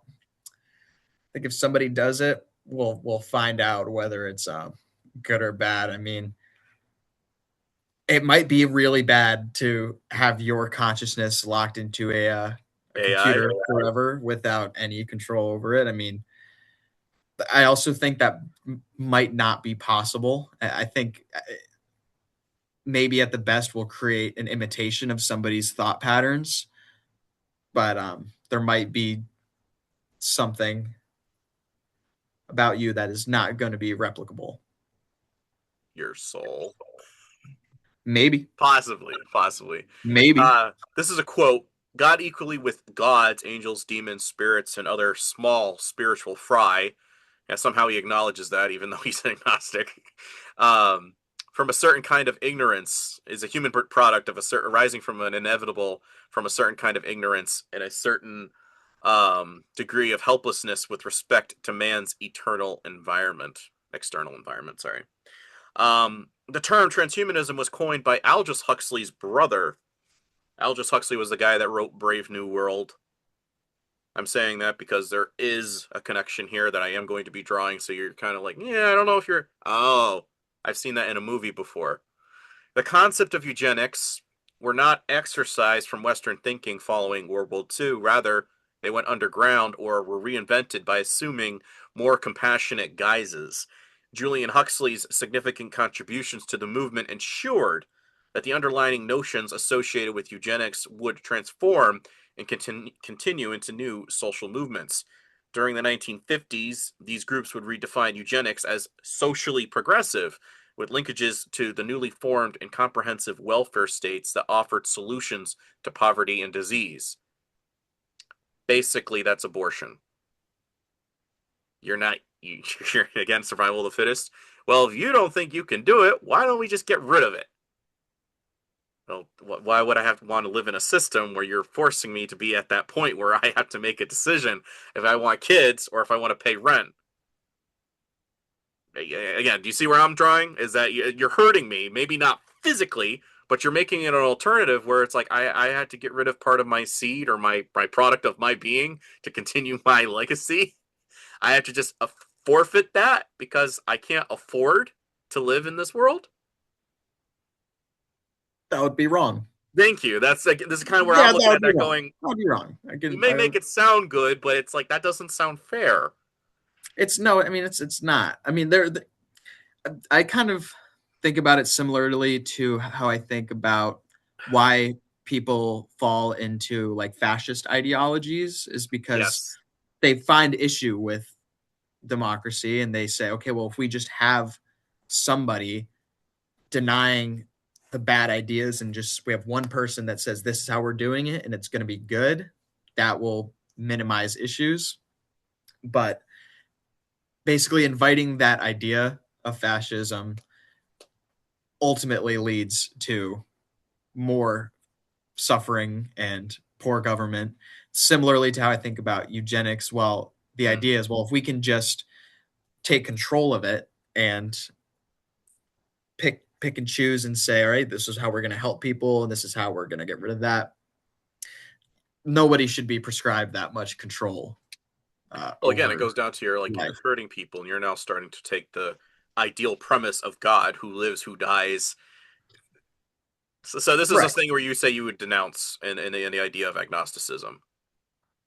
Um, denounce agnosticism in terms of No, eugenics. in this branch where it stems off of the guy who coined it and the guy and his grandson who continued his work. Yes, I understand the thought processes and why people think about it in that way and think it could be very positive. But from what I've read, eugenics would I believe most likely result in more immorality, exist basically more pain, more suffering, people not being allowed autonomy over their family and Or even sense of things like being. that, or even sense of being.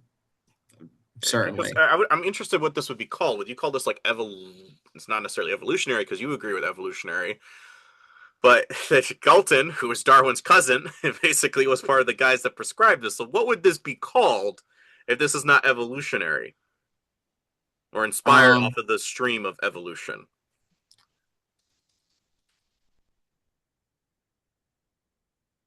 I don't know if I have an answer to that. Yeah, well, that's I what I'm mean, saying. It's kind of scary. It's like now I don't want to be whirly it with does.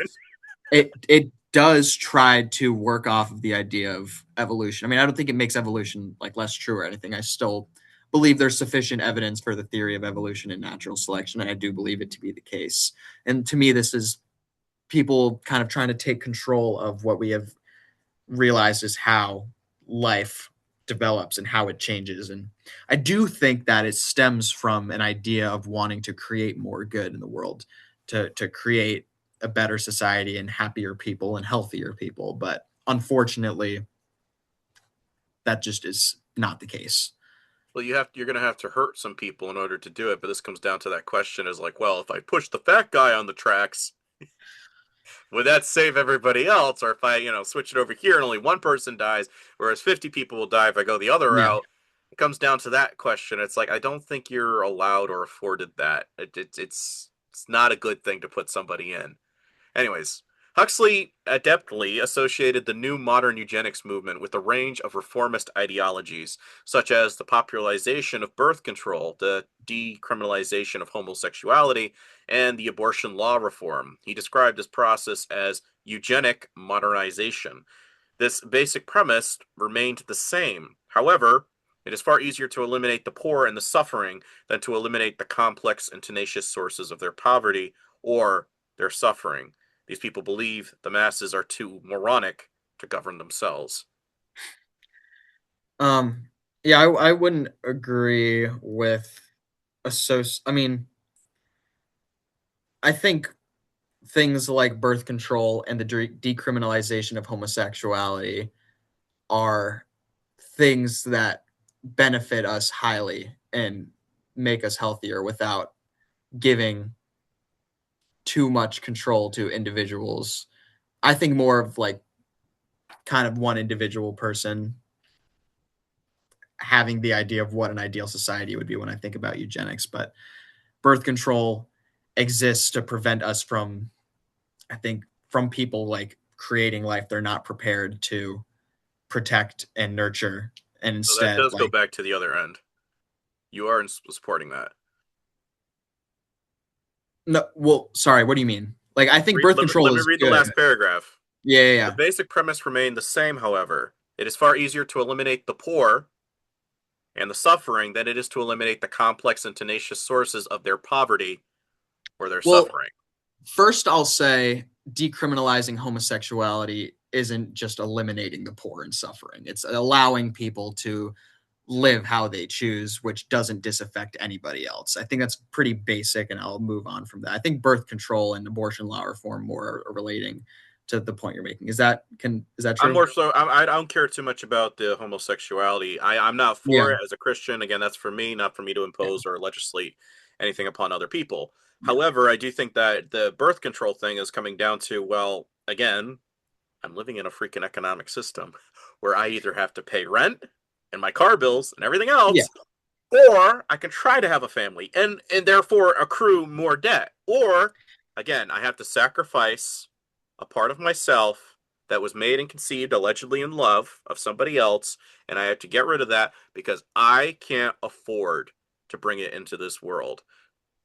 So it's basically saying for the greater good, and because I'm too poor and not financially able to have the means to Yeah. continue this, I'm going to rather take that out. Well, eugenics is not birth control. Those are very two distinct things. I mean, you can relate them in terms of controlling population, but they are not the same thing. Um, and I think birth control is a positive thing that has definitely benefited people that are. I don't, and I also, just for clarity, don't believe that life begins at conception. I don't think birth control is more murder. I mean, I think a lot of people share that view, but some people do think birth control is murder and contraceptives are murder, which I think is ridiculous. Um, and in terms of abortion, I mean, that is a whole 2 hour discussion on its own, right? I think about eugenics as deciding what traits people will have and kind of deciding their life for them before they're born. Um, I think there's a difference between that and deciding whether or not to bring life into the world, because there is the argument that, you know, not that I 100% agree with it, but it's to think about that bringing life into the world is immoral in itself. We can't consent to life, and life inherently has pain and suffering. So we have essentially non-consensually created a being that will suffer, and Mhm. they had no choice in that. So there is, I just, I see what you mean with that, but I don't believe that birth control or abortions qualifies as eugenics. Oh boy. Are you familiar with Margaret Sanger? Margaret Singer? Sanger. No. He she kind of just destroys your whole argument. You want me to read some of her quotes? Sure. And again, this is her stuff, not mine. I do not condone and or endorse any of the words that she said. The masses of Negroes, particularly in the South, still breed carelessly and disastrously, with the results that the increase among Negroes, even more than among whites, is, from that portion of the population, least intelligent and fit. Another quote: No woman shall have the legal right to bear a child without a permit for parenthood. Colored people are like human weeds and are to be exterminated. And then what was the other one I just pulled up here? Two last ones. And again, she was the in charge of Planned Parenthood prior to it getting taken over by the Gates family. Last two. We do not want word to go out that we want to exterminate the Negro population. Birth control must lead ultimately to a cleaner race. Pretty disgusting and reprehensible. Yeah, and again, while I'm hearing your argument, this is the person who's in charge of the concept of birth control I mean, or do you really think birth control is bad for society? I mean, we have such a problem with overpopulation and people not in children without homes, and I just don't understand. well, again, that goes back to exactly this argument. And I'll just think about this, even when we're done with the conversation. The basic premise remained the same, however. It's easier. It's better to just push the person in the wheelchair off the balcony to eliminate the poor and the suffering. Snap the finger, Thanos. Than it is to eliminate the complex and tenacious sources, economic system, Yeah, of I their get it. poverty or their I get it. suffering. So basically, as opposed to saying, I'm going to stand up against capitalism, I'm going to stand up against communism, or damned it all, I'm against currency, let's just be good to our fellow man again. Why do we need a thing called, right? Instead of going down that route, why don't I just get rid of my kid? Well, it's not really a kid. It's Okay, not well, a kid. Yeah, when is life defined in the womb then? Because according to Jeremiah, before you were even born, I knew thee. yeah. I mean, things like that. I think during a discussion like this hold less weight for me, um, Fair. in That's terms why of I'm not trying to go spirituality. 100% that route, but Yeah. I mean, or even say this. Let's I say don't. this Yeah, we're because if we're not going to go off the premise eliminating. of space dust, let's say there's dust in somebody's womb and that meteorite's trying to form itself in said womb. And Mm, before that meteorite's even able to form so that it can create the big bang, banging, yeah, right?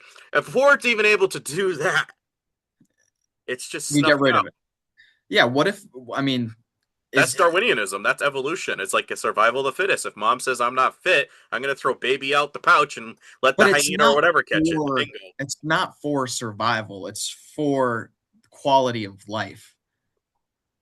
Shoot, dude, that's kind of dark. But life is does not exist at that point. I mean, there's no consciousness. I mean, you can say it's dark, but lots of people, many people share this viewpoint that it's not wrong to have birth control. Well, Uh, they say at the start of conception, there's a spark of light that occurs between the egg and the sperm once it has ah, contact. So again, Big Bang, spark of light. You're saying it's kind of dark. Well, let's say that aspect of that little light was potentially lit, and you blew out the candle before it even had a chance to form a thought. Don't you think yeah. that's like going?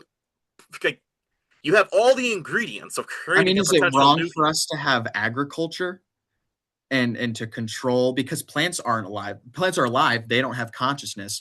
We're sitting in there and we're controlling exactly how they're going to form. We're modifying them genetically, but that's not morally reprehensible because we know there's no negative experience and we are doing it for our own benefit.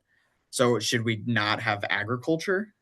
I don't know if we should be doing the eugenics agriculture like stuff like Bill Gates is doing, because there's a certain point where, yeah, even they're saying that plants, that like if you play heavy metal music for them, they'll start to wilt and they'll die.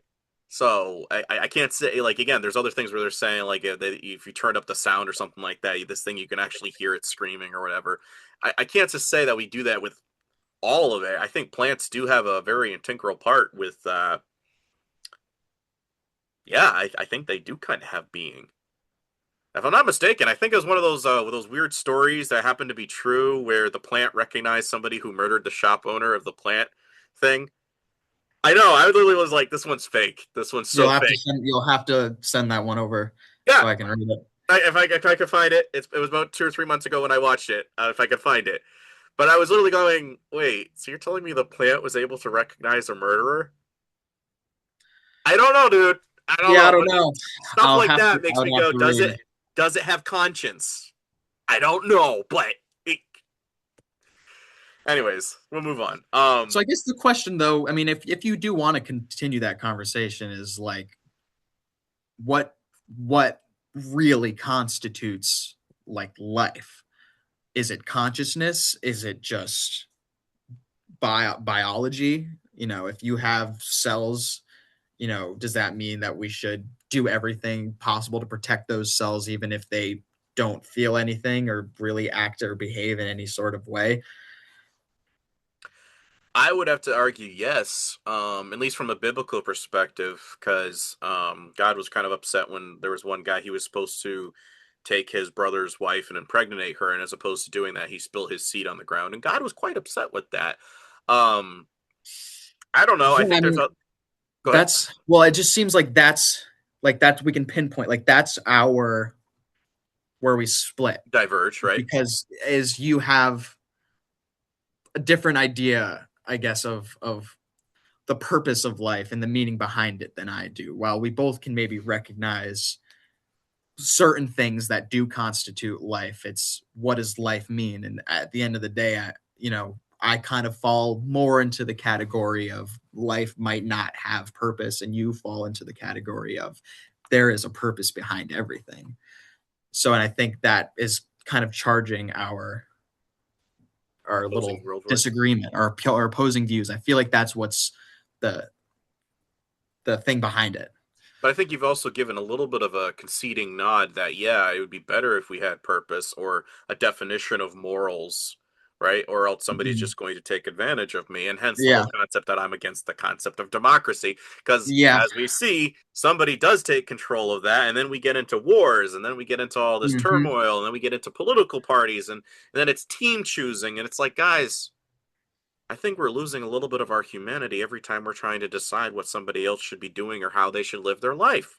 that's I definitely can't disagree with that. I mean, you know, So we do we agree. should I just think we again, do most we agree Christians would on some things. they would agree with me as well, but they don't want to get rid of the nationalism, the patriotism, or all this other stupid stuff, the baggage that comes with it. Because it's like you're not supposed to have that. Yeah, That's why you're disagreeing with me. yeah. I Anyways, mean, I ladies and still gentlemen, think. go ahead. Oh my gosh, sorry to interrupt, but I was just going to keep going on that point. No, But I'm just bringing up some more stuff for sure, consideration. go ahead. Sir Julian Huxley, transhumanist and eugenist, and then Aldous Huxley, Brave New World. Remember in Captain America 2, where the USA government recruited ex Yahtzee scientists, and scientists take over all the science and the intelligence agencies and the politicians and manufacture wars and chaos to get everyone to embrace the New World Order? Science fiction is crazy, isn't it? Now, I It's say a good that one. because, again, Aldous Huxley, again, when they're doing this, it's representing the all seeing eye. And you can say, that's just a joke. It doesn't mean they worship Lucifer. This is an advertisement for the show on Netflix. And then I love Faust. Lucifer. It was a great show. A deal with the devil turns a man into a marionette in a live action animated version of the classic Tale, 1994. Again, covering the eye. Faustian bargain eye is what I call it. You make a deal with the devil so that you can achieve immortality, whether that's through transhumanism, eugenics, so on and so forth. So, this I bring up because we were talking about modifying fruits, right? Or vegetation. Let's put it in more Yeah, broader plant terms. life.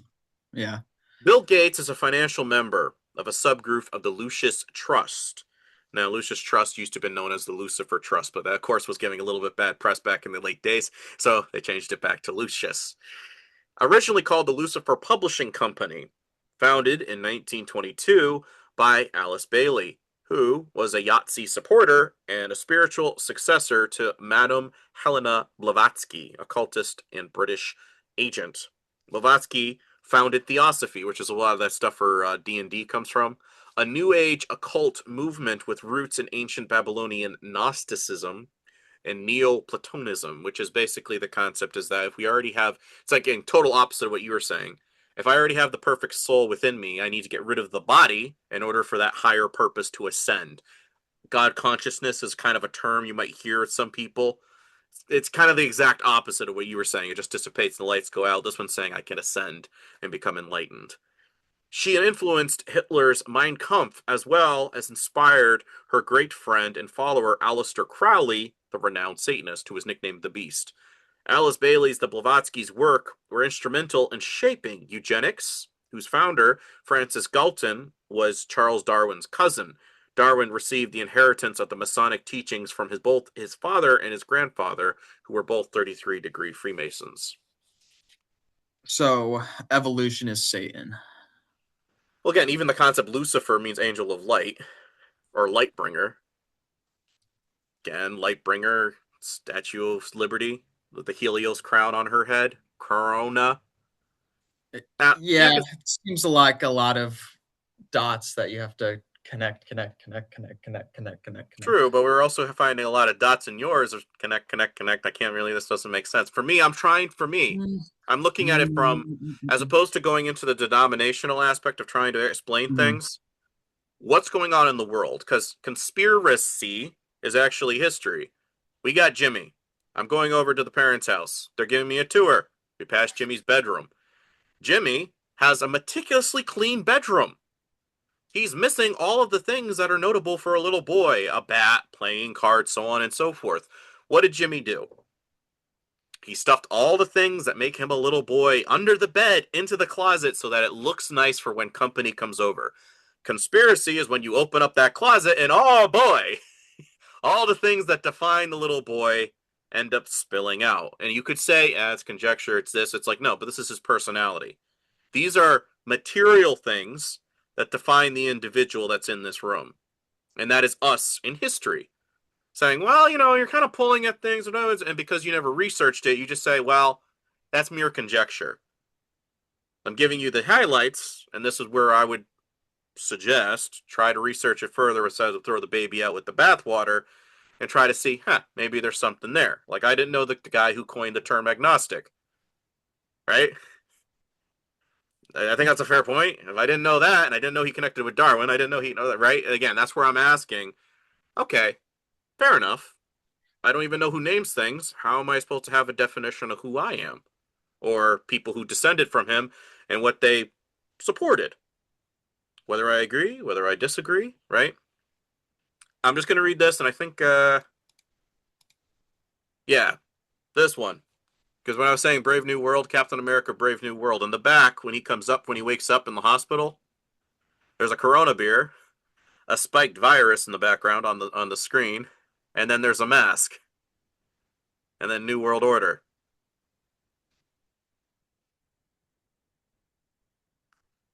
Whether it's something, whether it's nothing, it's just Yeah. something I find interesting. Let me read these 4 points, and we'll go back to just talking.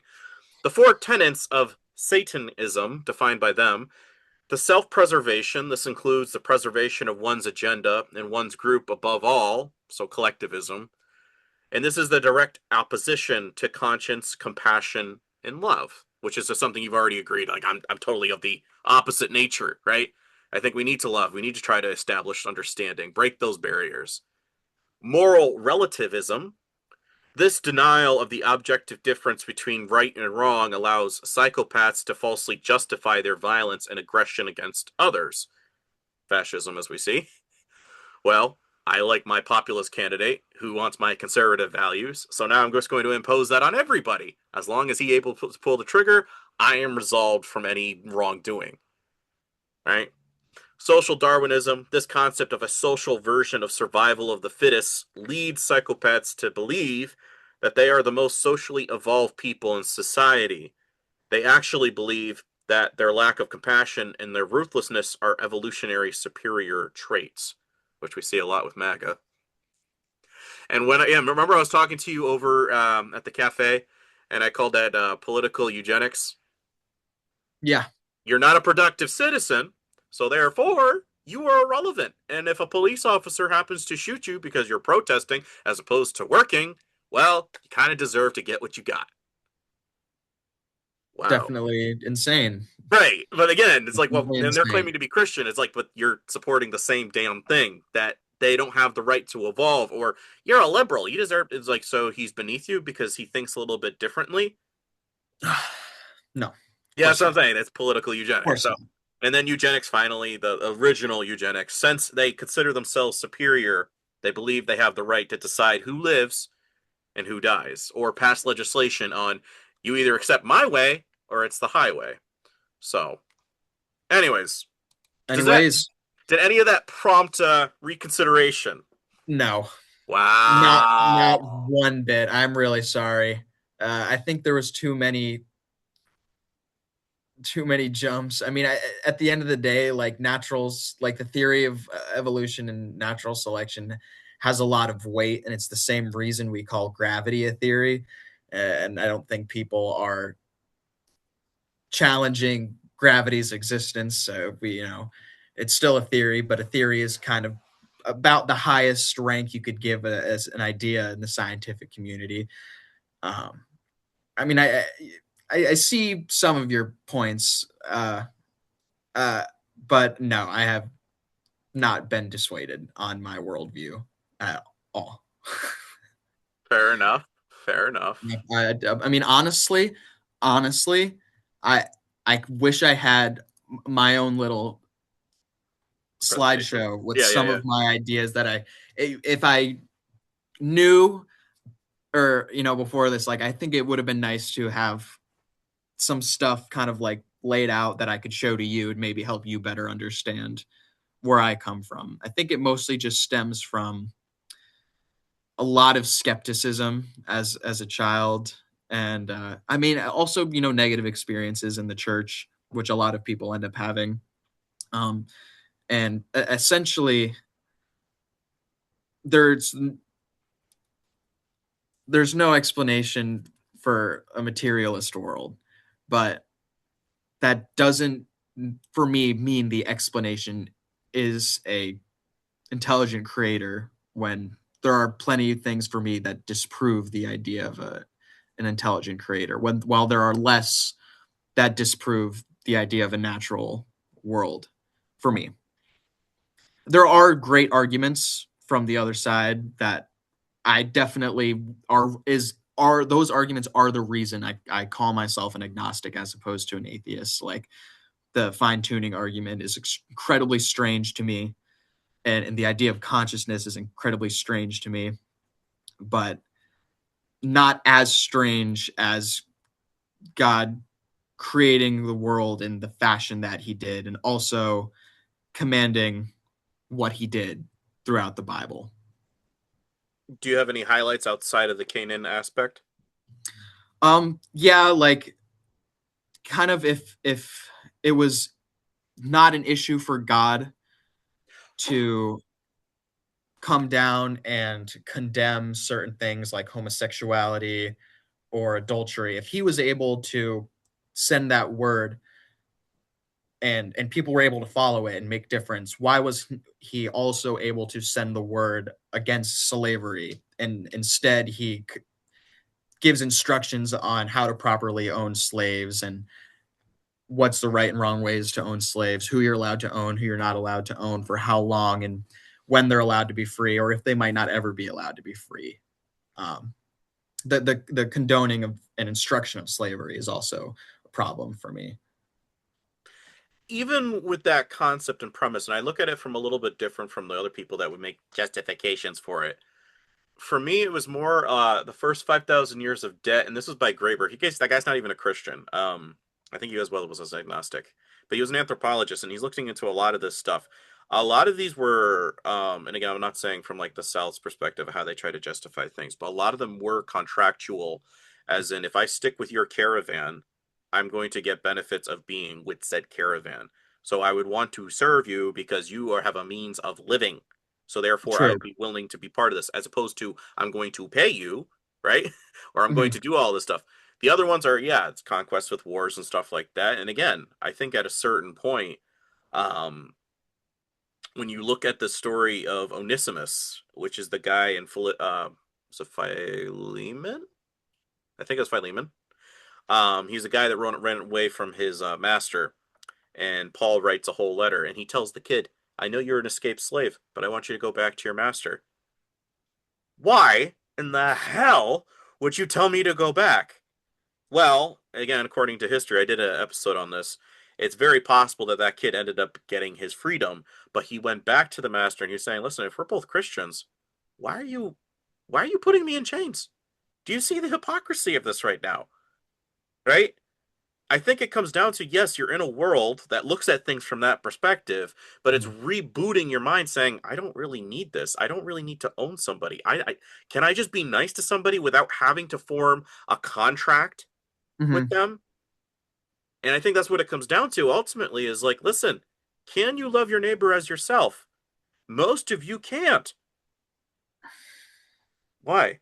Well, because everyone creates their own meaning and their own definition of what am I getting out of this relationship, as opposed to what can I possibly give and contribute to this. Mutualism, if you will. Anyways, that's my little rant. Oh, yeah. I mean, I still, I still think God would have had the ability to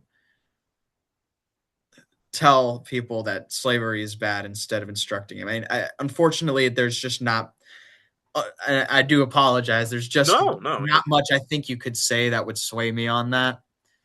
But another thing also that this might be a tangent that is a reason for it is for not subscribing to Christianity is like the statistical um, probability of being saved based on where you're born.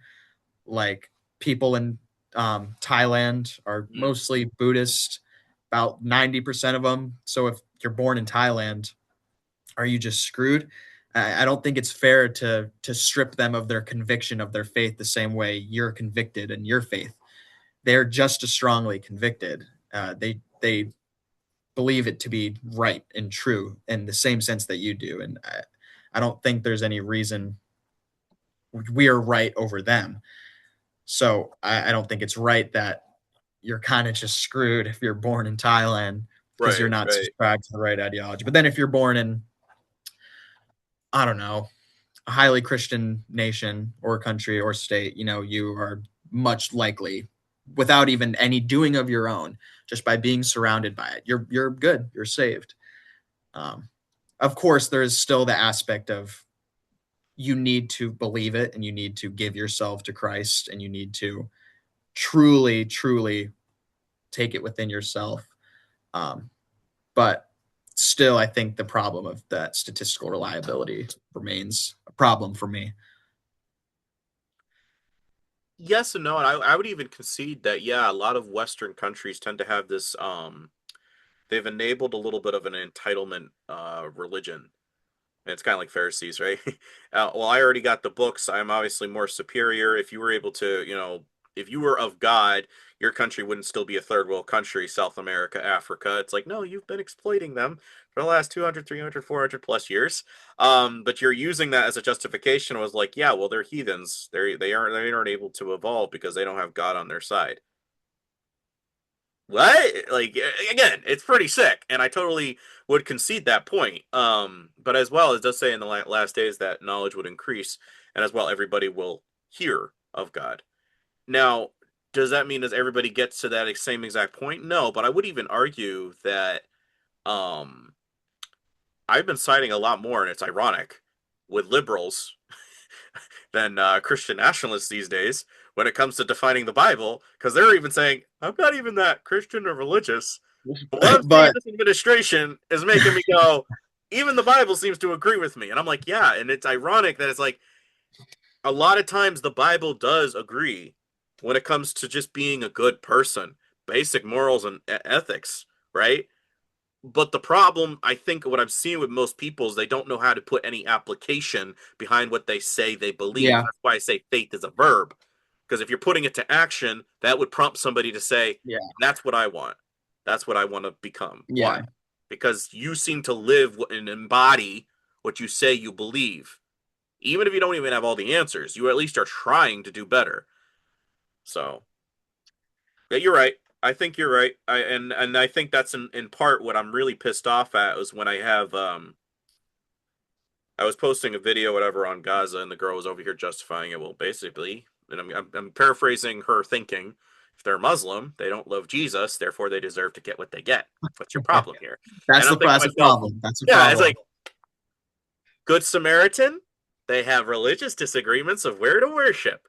The Levite goes on the other side. The priest goes on the other side. The Samaritan says, you know what? I'll go help that guy out. Why? Because that's just what a good person does. I don't see that with modern Christianity. That's instead they objectify somebody and saying, "Well, you believe something entirely different from me. Why would I extend any compassion towards you unless you agree and believe in the same thing that I do?" How, dude? It doesn't work. That doesn't work. That's not how we're gonna. That's not how we're gonna figure this out. No, it's not. It's not. Not how we're gonna figure this out. Anyways, Listen, it's been a little bit over 2 hours. yeah, We've I got was just some gonna close up. things. Yeah. Do you want to close it up? Yeah, I was. Or I what do you was. think? Okay, go ahead. Sorry. I was just kind of closing it with making it settle as opposed to just Some abruptly stopping. Yeah. No. Some Um, closing remarks, of yeah, yeah, course. yeah, yeah, yeah. So, well, I was glad to have you on. I appreciate Thank your you. insights. In the very least, I think you'd prompt some people to at least chuckle and say, "Ha ha, I got him," and write something in the comment section. And you'll probably prompt other people going, "Damn, that's me. I didn't realize I was being an a-hole with my faith." And that's ultimately what I want to weigh. And I'll always get those people in the comment section. I want to prompt that because I think most people get upset when I go after Christians. It's like, well, yeah, why would I go after other people when we got enough going on in our own community? So, Nick, thank you for your time. Any closing remarks and thoughts? Or Um. Always be kind. Always try to understand other people. Never stop trying to at least figure out ways we can grow, whether for one reason or another. Um, we can work together and do better for more people. We just have to keep trying. It'll take time, but we'll get there, I think, one day. all right, Yeah. awesome. Any references of somebody who might actually agree with your lining of thinking of things you would recommend to research and or watch? Well, I'm not, like I said earlier, I'm not somebody that spends too much time.